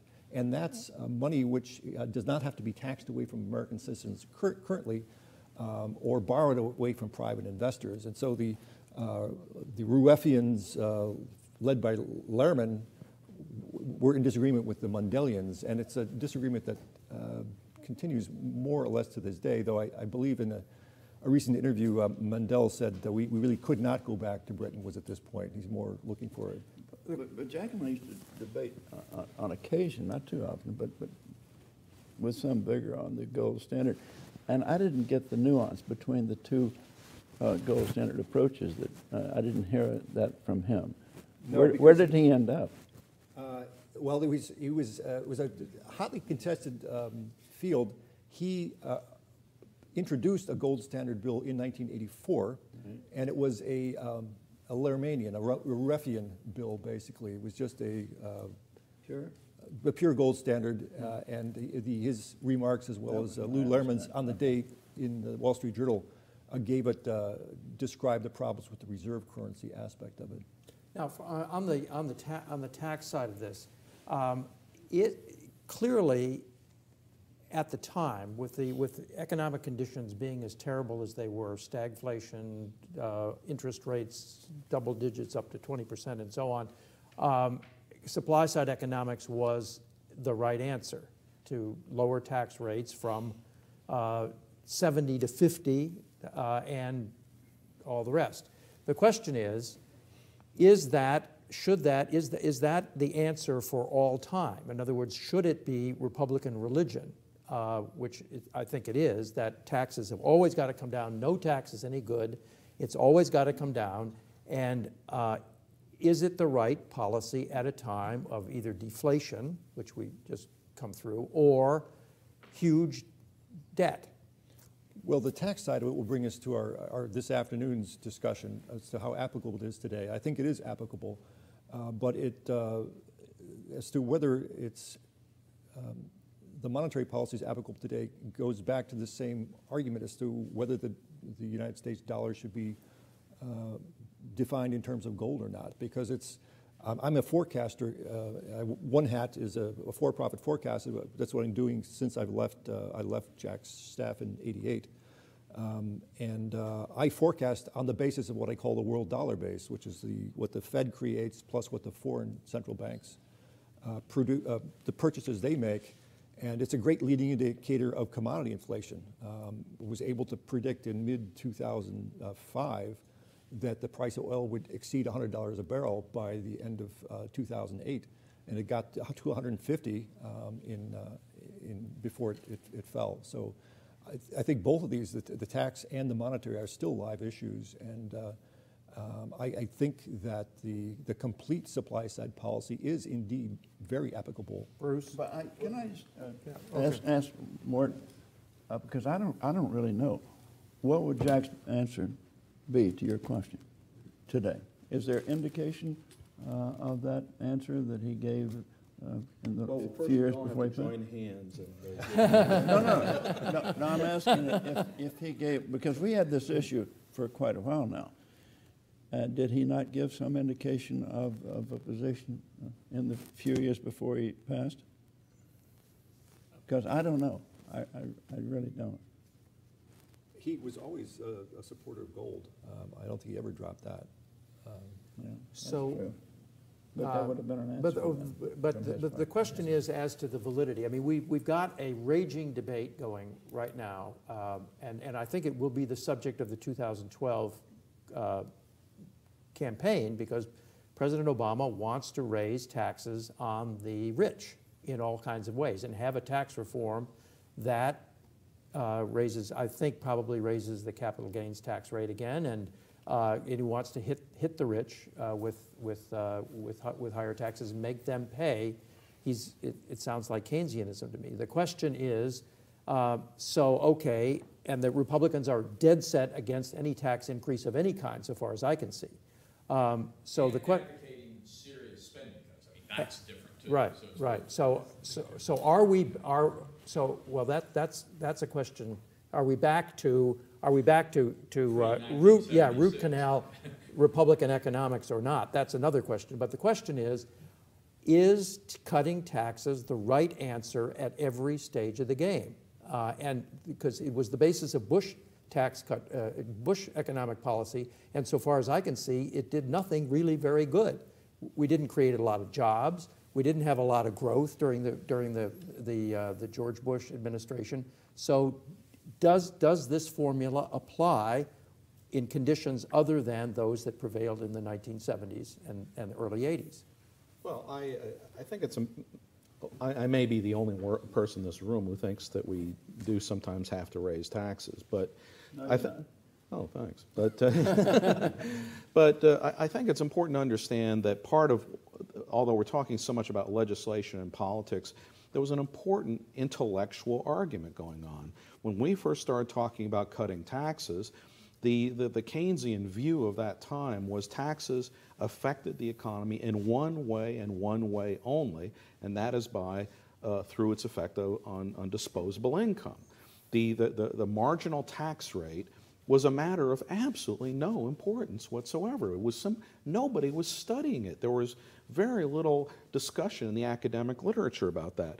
Today, almost all the discussion of taxation in the National Tax Journal and other leading journals is focused very, very heavily on marginal tax rates. So, you know, as long ago as 2007, I wrote an article in the New York Times in which I said, let's declare victory and go home. You know, we convinced everybody of the basic model that we were talking about, and now we're just arguing around the edges. You don't find any economist that I know, I know guys like Austin Goolsbee and Doug Elmendorf, they're not advocating raising marginal tax rates. Everybody, you look at the Simpson-Bowles Commission and all these other budget commissions, to the extent they talk about raising revenue, it's all about base broadening or perhaps putting on some sort of broad-based consumption tax. It's not about soaking the rich. It's not about raising marginal tax rates. And I think that shows the extent to which we won the battle, the intellectual battle. Well, except that Barack Obama does want to raise marginal tax rates. I think Bruce generally states it correctly. But let's look at the history of where we were in the 1980s and where we are now, because I think it's important for the answer to your question. You had unbelievably high tax rates in 1980. It's shocking. Yeah, it's shockingly bad for the economy and over time. And so the first step was to get those down, and that was Kemp Roth. The next step was to make the tax code as efficient as possible, as fair, as level a playing field, and that's Kemp Cassidy. Close to a flat tax. Yeah, and then you come to this period, and if you look at the two tax cuts of the Bush 43. The first one was really an amalgam of a whole bunch of things to, because what you've done since 1986 is layer back on a whole bunch of tax benefits. And so you had to sort of play with those. But they didn't really have a theory. They wanted just to make sure the rates were a little bit lower, and they had a whole bunch of things they jammed in for political reasons, because the Senate at that time was evenly divided, and by the time we actually got to the tax cuts, Senator Jeffords had left the Republican Party, and you had a Democrat majority in the Senate, so they were playing games there as well. And that was not in the type of tax policy we're talking about in 1981 and 1986, in my opinion. That's now, however, what we are looking at. But yes, there are people who think they want to raise the top tax rates and soak the rich, but even if you talk about that, I can't imagine even Barack Obama saying he'd like to go above 50%. Cannot fathom that in my wildest dreams. The question becomes, that's true, except the question becomes then, what is the sweet spot of the Laffer curve? I could answer that one, actually. I did a piece in March of '81, and it was called The Lessons of the Tax Cuts of Yesteryear. It was on the Wall Street Journal op-ed page, and it focused on the Mellon tax cuts of the 1920s and the Kennedy tax cuts of the 1960s, and how each income bracket responded to the cuts in rates. In the 1920s, the break-even point came at about 18% marginal tax rate. Below that point, you lost revenue. Above that point, you gained revenue. In the 1960s, the break-even point was cutting the 26% rate to 22% under the Kennedy tax cuts. That was the lowest rate that raised revenues. And I did another piece after the, about 4 years after the 86 tax reform, and showed that there was a similar pattern there, and I think it was, again, about 25%. So that, to me, is the sweet spot, though I think that, was it Bruce who said, or Alan said that Art Laffer would say that the sweet spot is not where you maximize revenue, but where you maximize GDP, which would be somewhat lower than the revenue maximizing point. But that's where I would put it.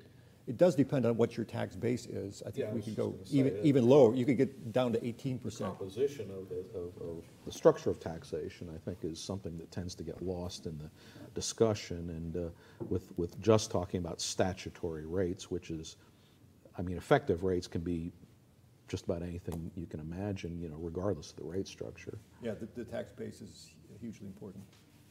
Brian? I wonder if just people could offer some comments on Jack Kemp's leadership. I mean, here's a person who was in the House, not the Senate, who was not on the significant committees in the House, wasn't president. And, you know, there's an argument that he's the most significant congressman of the 20th century. Just some thoughts on Jack Kemp as leader. I'd like to offer a couple of thoughts on that. One reason that Jack gained great influence in the House Republican caucus is that he went to dozens, hundreds of congressional districts, and he was the most effective thing they had going. This is incumbent congressmen and challengers like myself.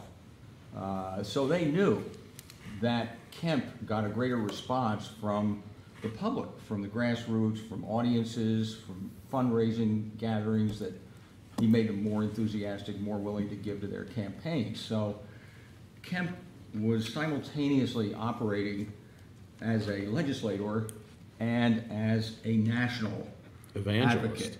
Evangelist, well put, is that, so the congressmen weren't just saying, gee, Jack made a really interesting logical point on the House floor.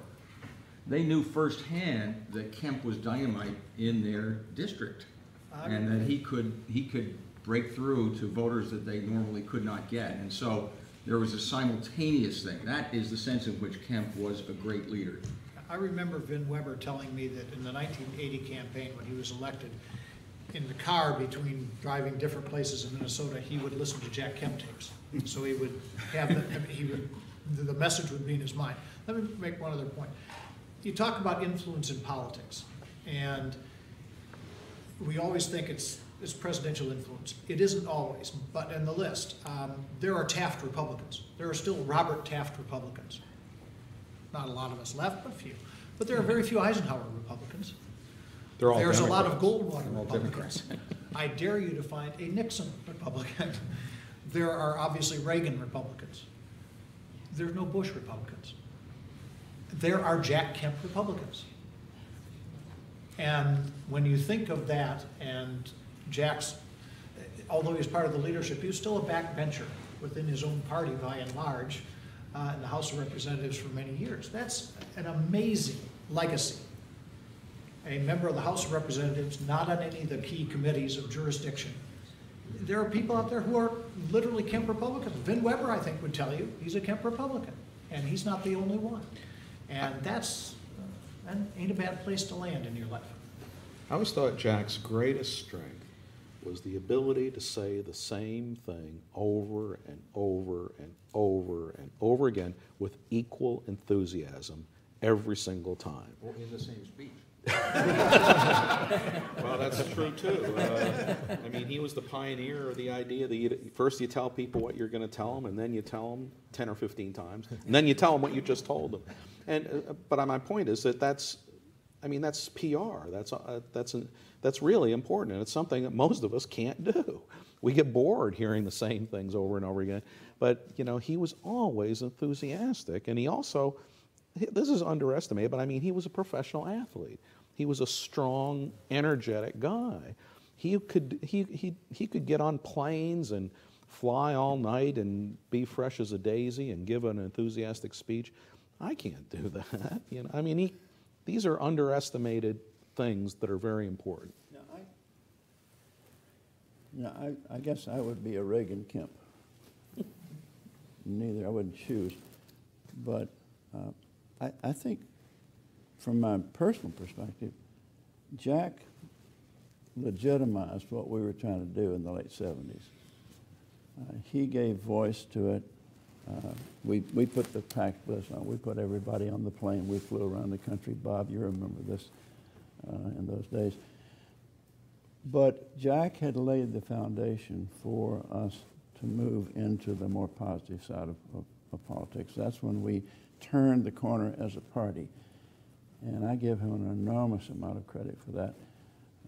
He certainly helped me in trying to do what we were trying to do at the committee. So I don't know how you say anybody's the best congressman in a century, but I know, at least in my lifetime, he had a greater impact than anybody else I can think of from his particular side of the issue. I'm assuming I'm supposed to speak later, but I just want to build on what Bill just said.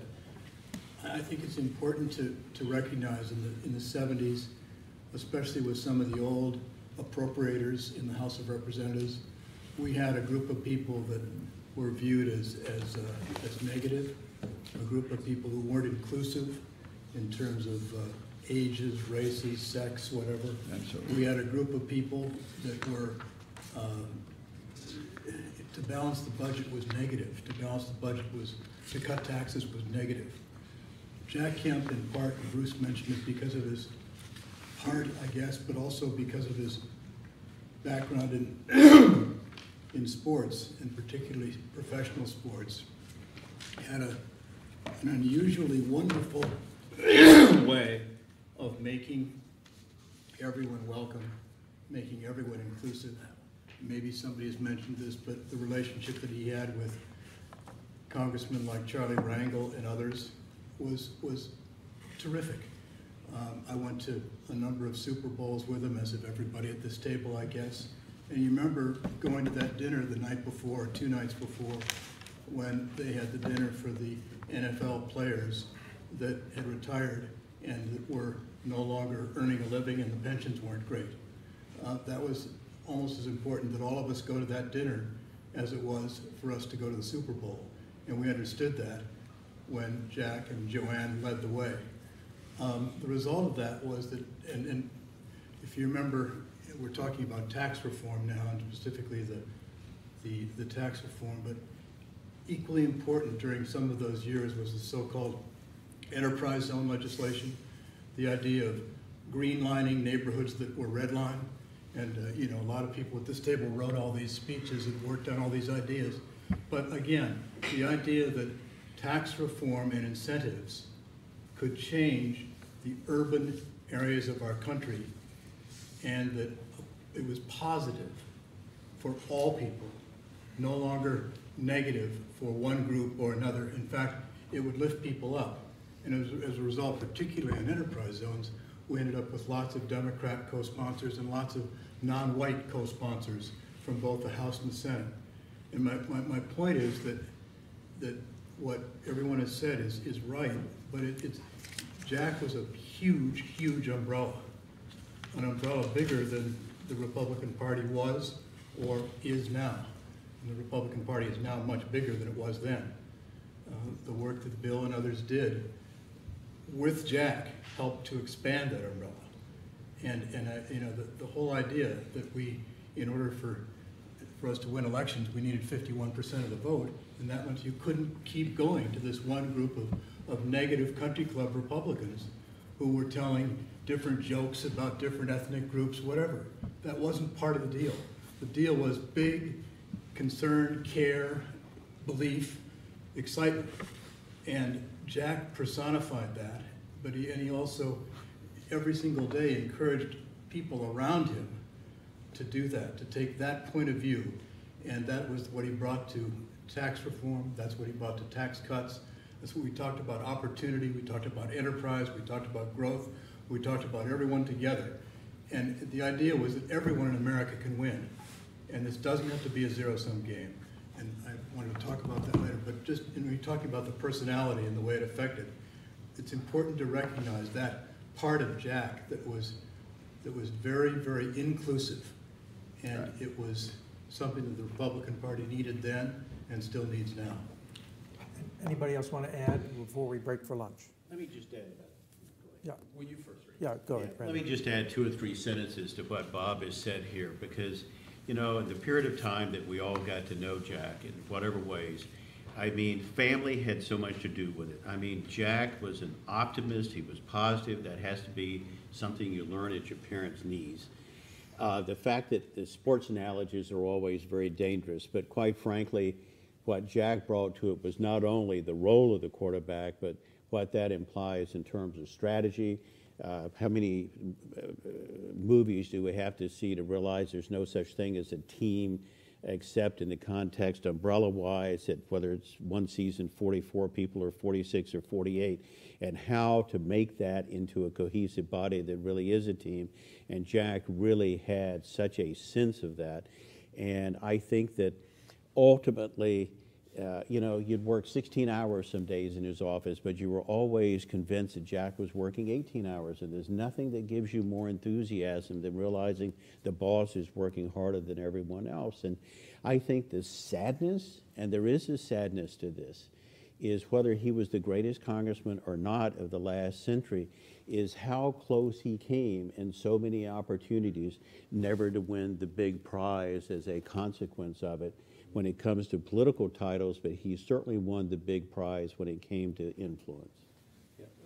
I'll answer Brian's question in a slightly different way, and it gets to why we are here in this room today. And I know this is not intended to be a Jack Kemp eulogy. It's intended to be an oral history exercise. But you know, a few years back, when the governing council of the Miller Center, and this was before Governor Belial's time as the director, was considering whether to take on the Kennedy Oral History Project, which it did take on.